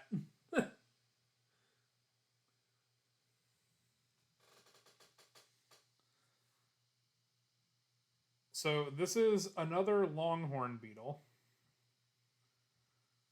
This is Dorasthenes walkeri. But take a look at those mandibles.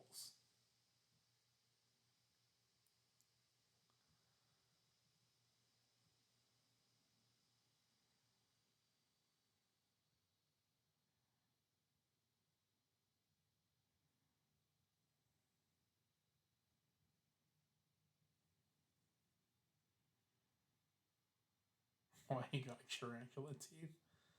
Where does he live? How bad were those chompers hurt? Space Camp.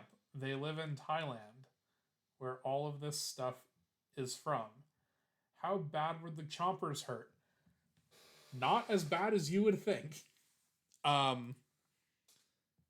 Between this one, the Batacera that we were looking at earlier, which size comparison wise, this thing is like fucking baby mode beetle.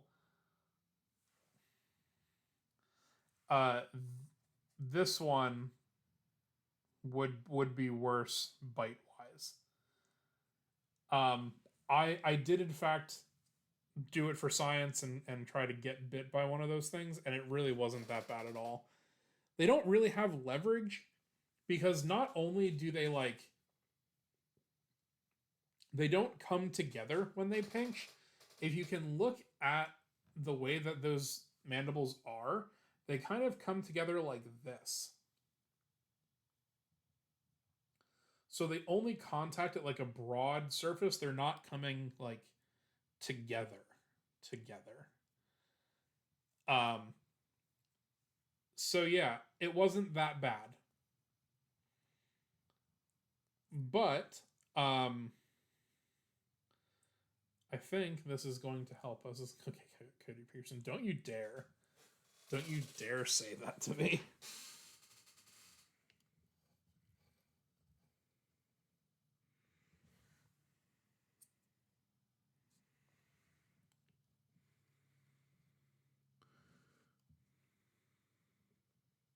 Okay, there it is. That'll do it. That'll do it for sure. Okay, Tortilla, you missed this. Oh. You missed this earlier when we were counting. We looked on a Weevil.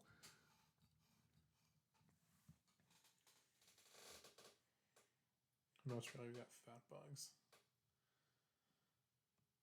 So, longhorn beetles are one of the other groups that has the pseudo Tetramerous tarsi. And so, on something this big, it's hopefully easier at least, to try to count them. So, obviously, you got one, you got two, and then this big horseshoe shaped one is three. Now, if we zoom in,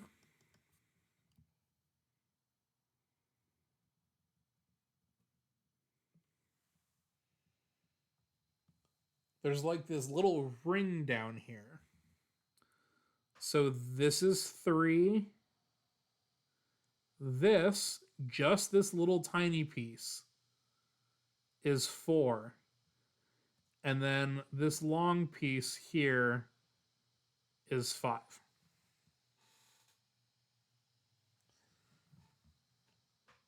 So I know this is not like, I understand how I messed up in my drawing.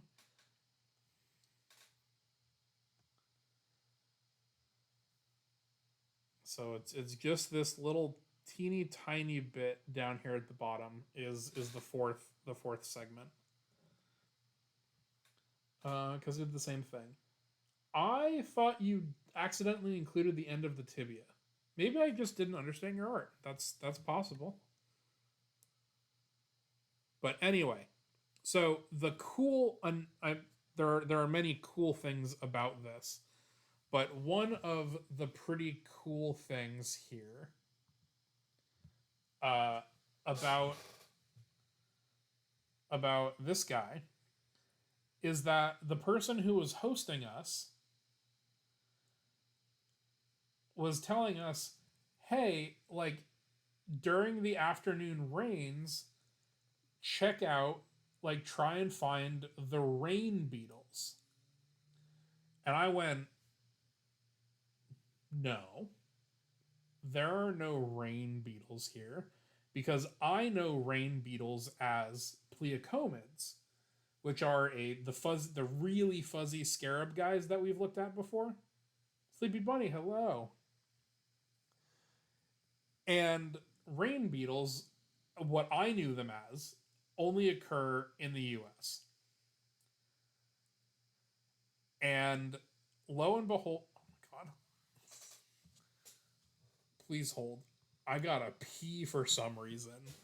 Just hit me real fast. Oh boy.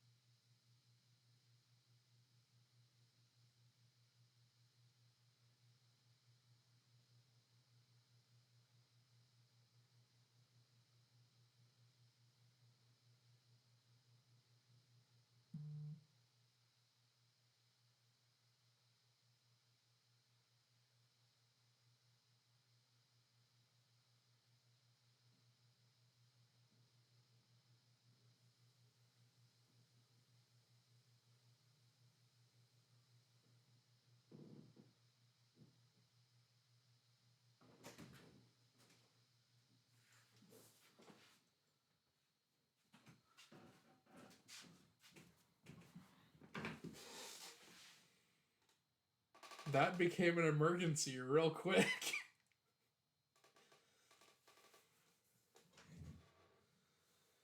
Oh God.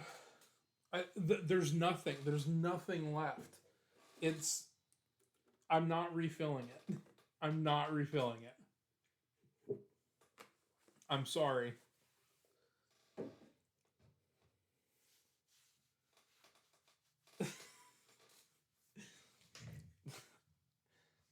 I do got to tap, but I'm gonna pee the bed if we do that.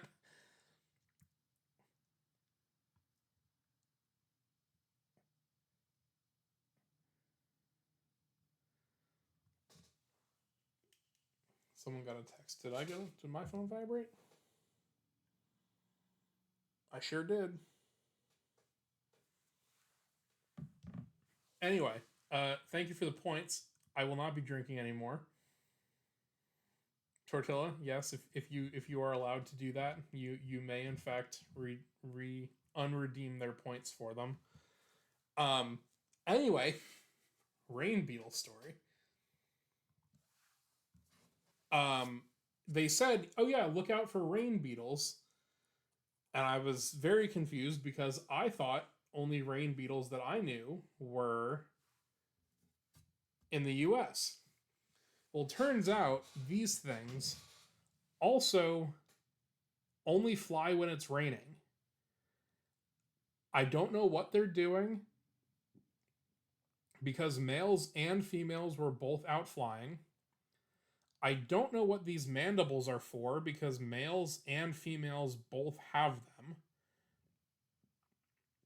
So it's totally different to like why the US rain beetles fly during the rain.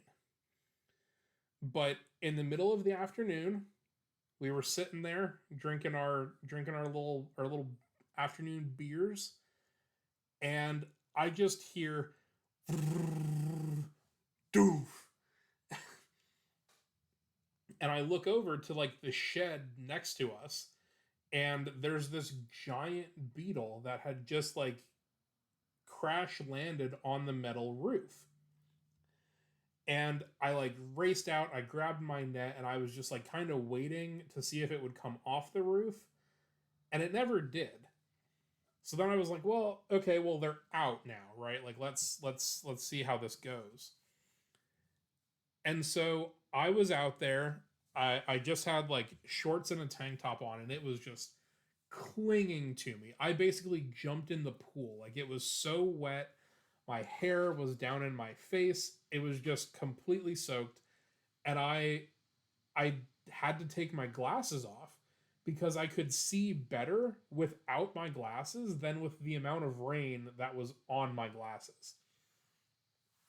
And so we had these things just like flying around, and for as big as they are, they're like surprisingly nimble. It's not that they were hard to catch, they just tended to fly high. So it was hard to get one in range to be able to actually like swing the net at it. But I stood out in the rainstorm for every afternoon that we had them. I have a pretty good I have a pretty good sample size of these guys now. Um, and some of these are still meant for people. Cerambycid, like longhorn beetle, friends of mine that don't have the species yet.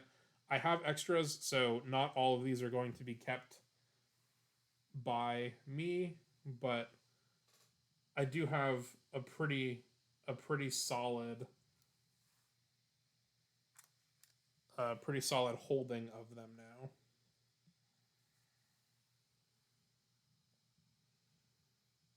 So big boys, big boys, big boys.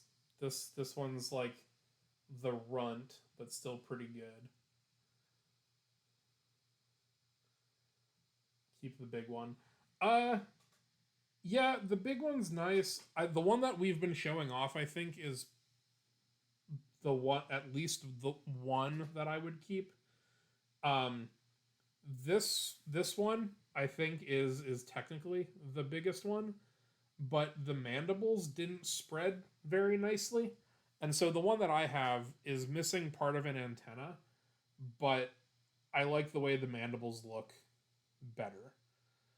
Um, Something that I never considered before having to do this one um, is that I've never actually needed something, or I've never actually pinned something where I needed a size 7 pin.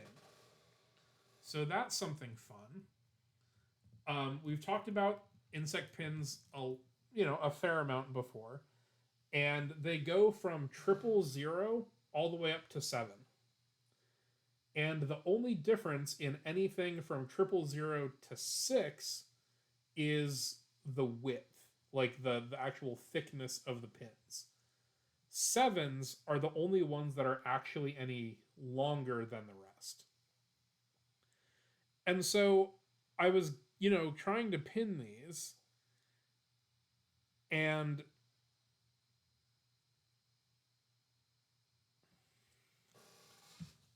so there's this silver pin right here that I put in. If you'll notice, that is in fact below the level of the beetle,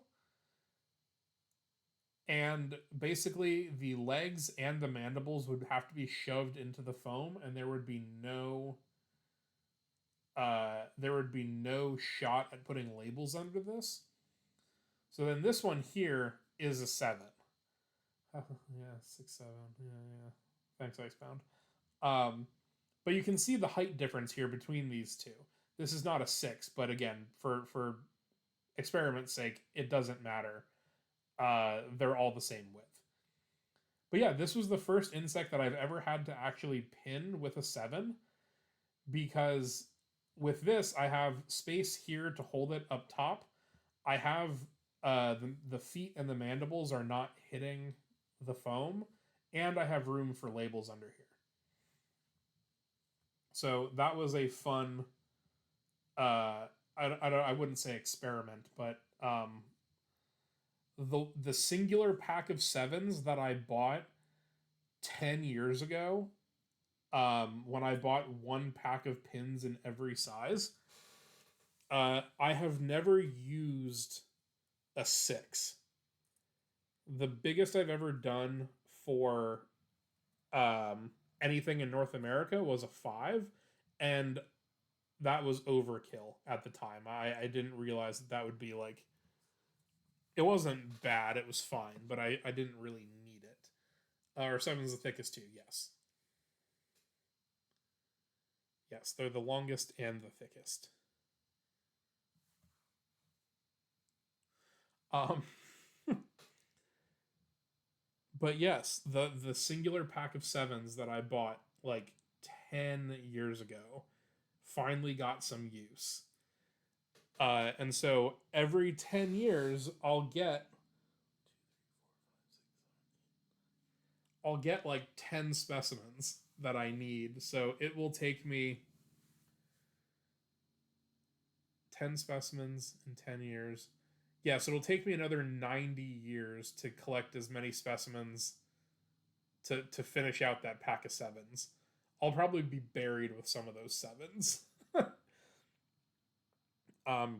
Just because there's like, you you don't need them for most things. And they're also too tall for some drawers. So I don't know that we've ever covered this before, but there are different uh, standards for insect drawers. Cornell style is like probably the most common one, and you can fit a 7 inside of a Cornell drawer. But the ones that we use at work are closer to a California Academy of Sciences drawer, which is the same internal dimensions as a Cornell, but it's half an inch shorter. So normally a Cornell drawer has a lot of space between the glass and the pin. that's just unused. And so if you use Cal Academy or one of these other like shorter drawer standards, you can fit more drawers per unit area, because they're not as tall, and you don't need them to be as tall for the most part because all of the other pins are the same size.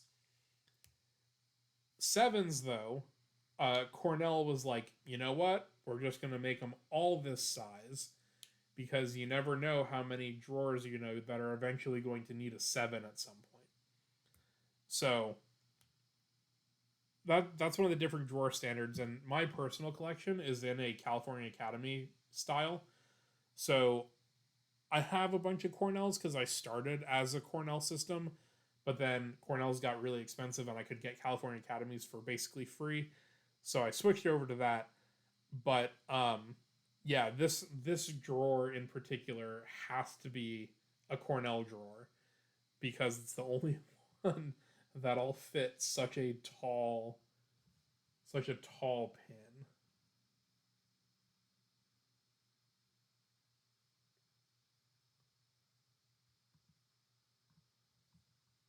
Why not use both? That is a good question, Roach. Because the dimensions are slightly different, the trays that go in them are different sizes, and you can't mix and match very easily. Let me see if I have. Those are all Cornell. Okay. So this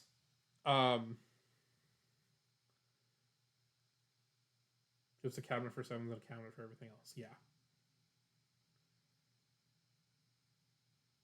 Oh, okay. Are you in the museum? Yes. We do have a Cornell cabinet. Um a lot of our display drawers are Cornell size, which is just in a row of Cornell size cabinets because our display drawers oftentimes have a lot of these really really big beetles that you would actually use a 7 for. But yeah, so the spacing in them is different. So uh, this is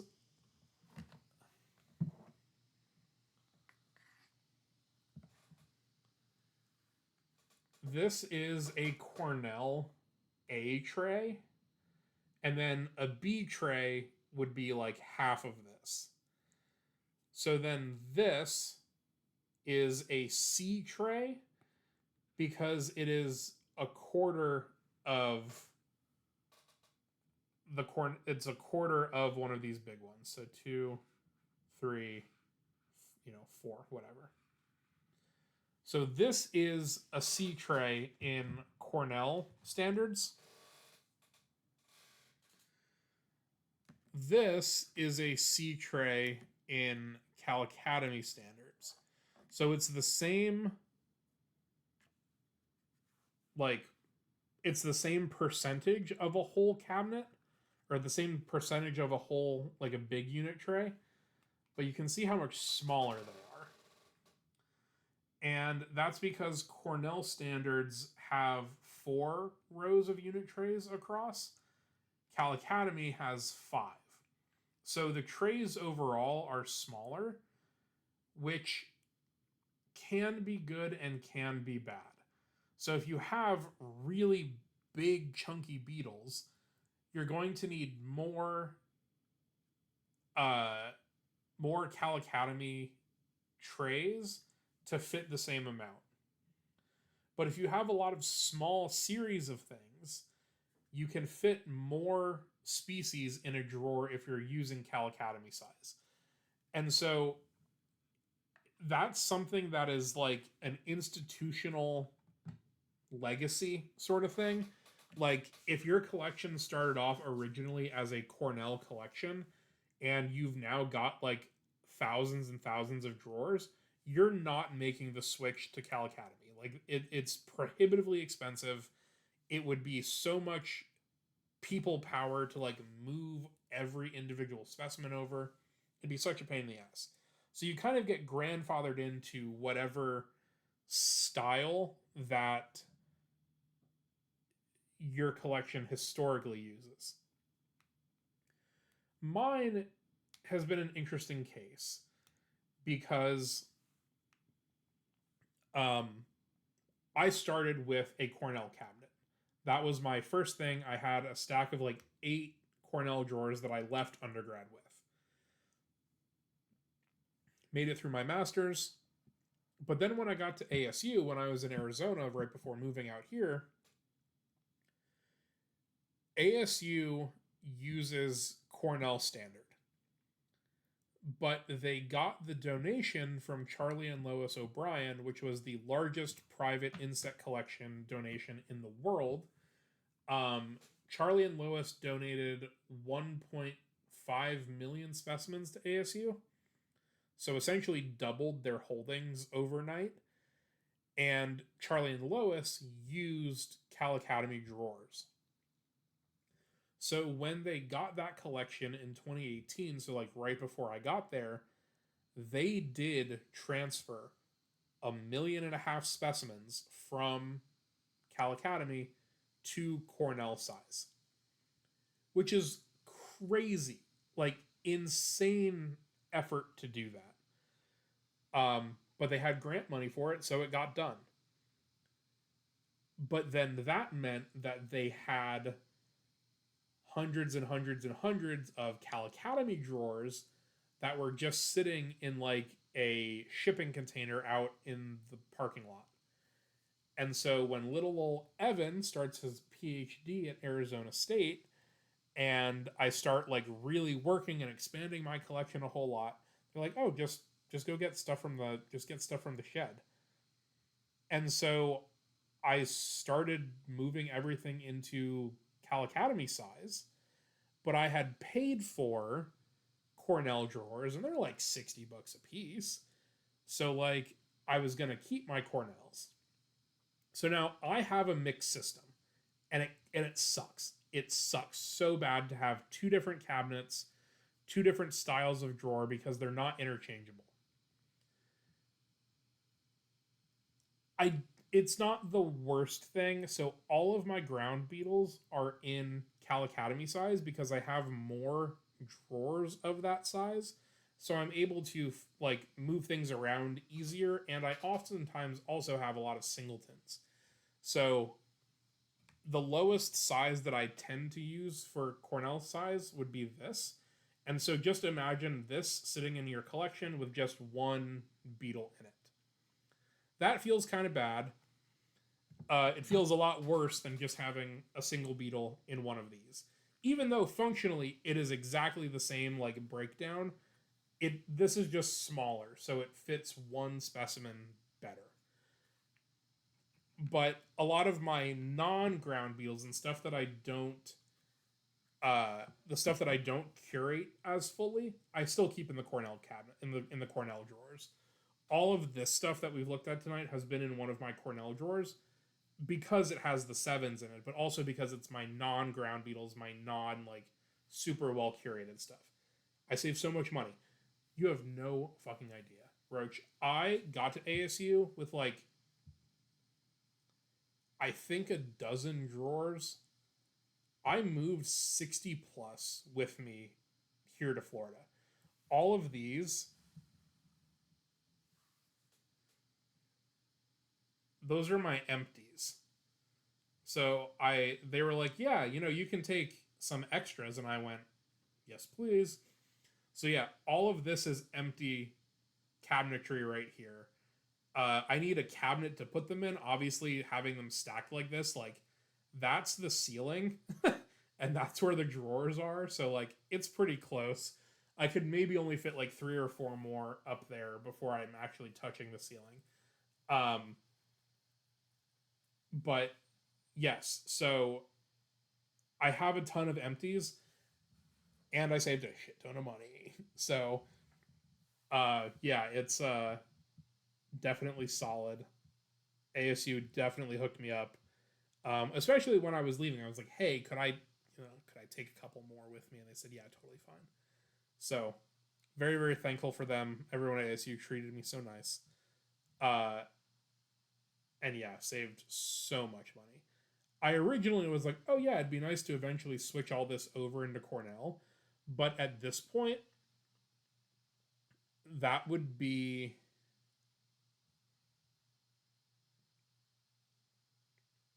$3,600 worth of drawers. Is that correct? My math is mathing here. Um, Calculator 60 times, let's conservative say 45. So like $3,000 worth of drawers, and then each unit tray. So buying one of these costs like $1, and there are 8 of these in every Cornell drawer, and then there's 16 B trays that can fit in there, 32 C trays, etc., etc. Like the number goes up. But like this one is like $2, and then the C trays are like $1. So each drawer would take at minimum $16 to fill, but I wouldn't be using the minimum. So 16 times, let's say 50. Yeah, I'd be looking at probably like going on 10 grand of buying drawers and trays to completely replace all of my Cal Academy stuff. Which at this point, it's just not worth it. It's really just not worth it. And if I can find a good way to keep stuff separate, of like these, this stuff all stays in Cornell drawers and this stuff all goes into Cal Academy, it'll be totally fine. But it is a bit annoying when I'm like looking for a tray and I'm like, oh yeah, these are all of my big trays, but it's all Cornell and I'm looking for like the one Cal Academy, so it's a whole thing. Too big deal. One subathon, that's crazy. Um, I don't think I no, I don't think that would work. I don't think that would be enough.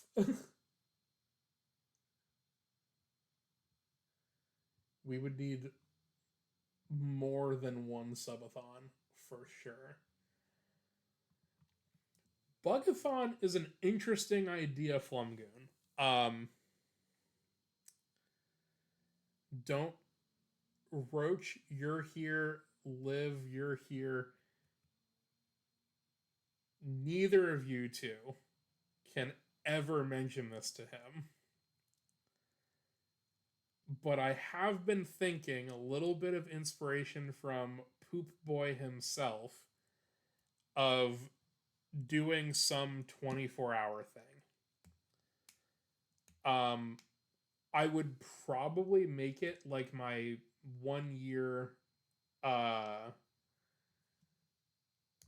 probably make it like my 1 year affiliate stream. So like next year, oh fuck, Rockstars 2 and Molly, yeah.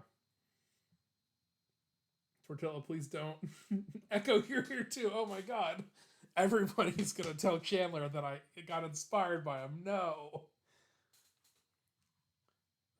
He already he already called me out yesterday for being a degen in his chat.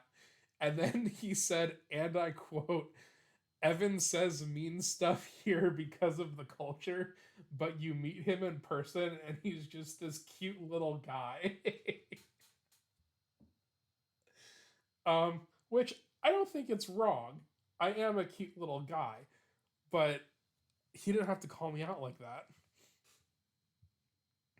Um, but yeah, anyway, so 24-hour stream, Bugathon, it's an idea. It's a thought that I have a long time to plan for. Like I said, I would probably look into doing it for my 1 year affiliate anniversary, so that would be sometime like next September or next August. Um,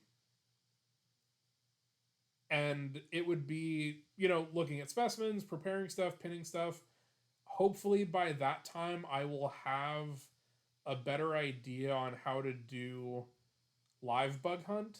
So like if it means setting my light up out back and streaming from my phone or however it's going to work. We've got a whole summer of doing trying to figure out live streaming for bug things. So maybe eventually there will be a bugathon.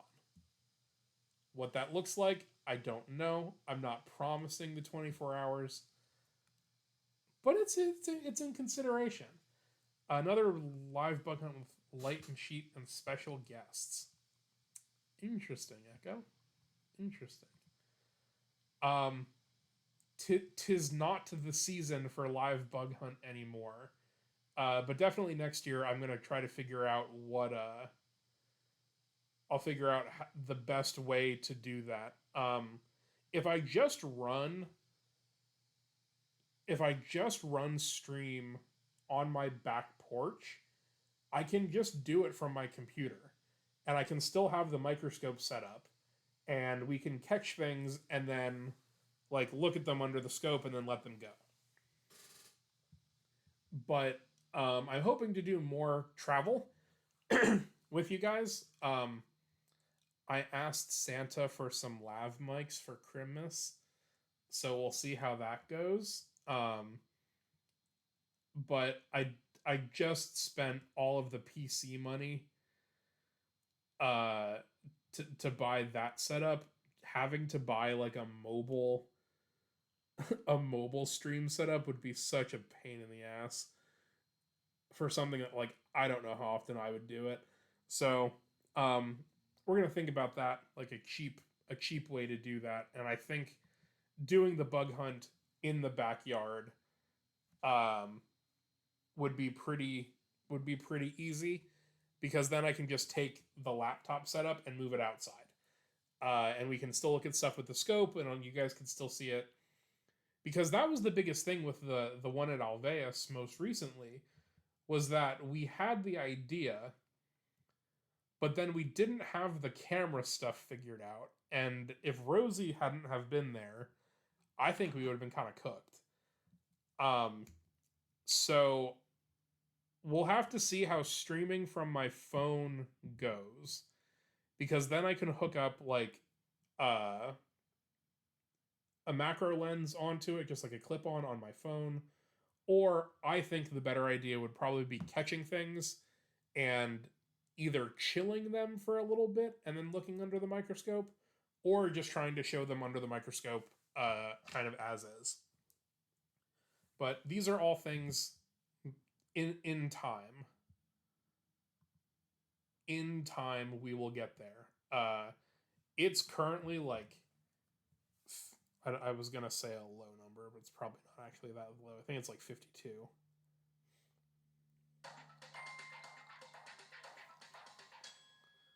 Holy shit, Echo! Oh my god, 10,000! Oh my god! Thank you.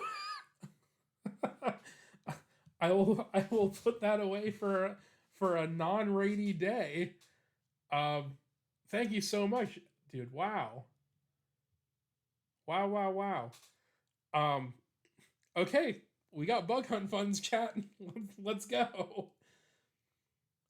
Um, but yes, it is 50 degrees and slightly drizzling right now, so we won't be doing live bug hunt for a while.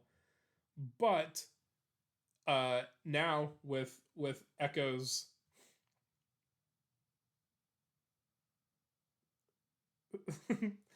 damn, get called out, Space Camp. Um, yeah, with that, and we've got some time to figure it out when it starts to warm up. How phone streaming goes with the lav mics, because I do want to take you guys on some little field trips around town.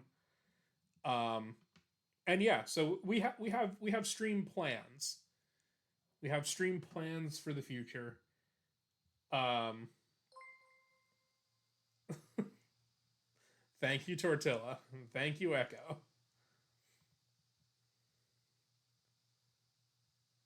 Thank you. Thank you. Okay. Uh, who is live? We got anybody? We got any friends that are live right now? I can always send you to Alveus, but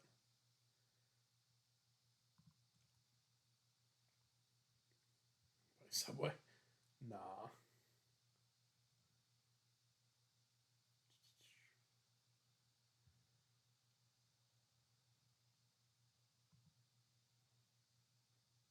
Do Birds World Bird Sanctuary. Is Saida up?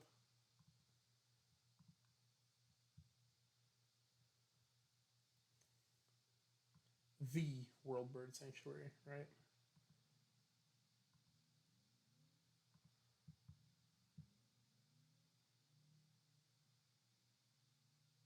Oh, excellent Eagle Nest.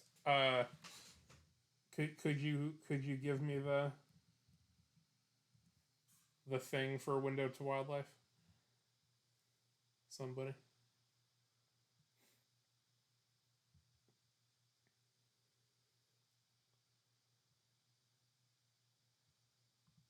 I mean, chat, we're right there.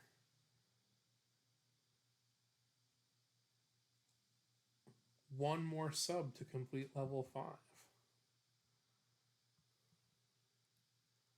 Thanks, Roach. So helpful as always.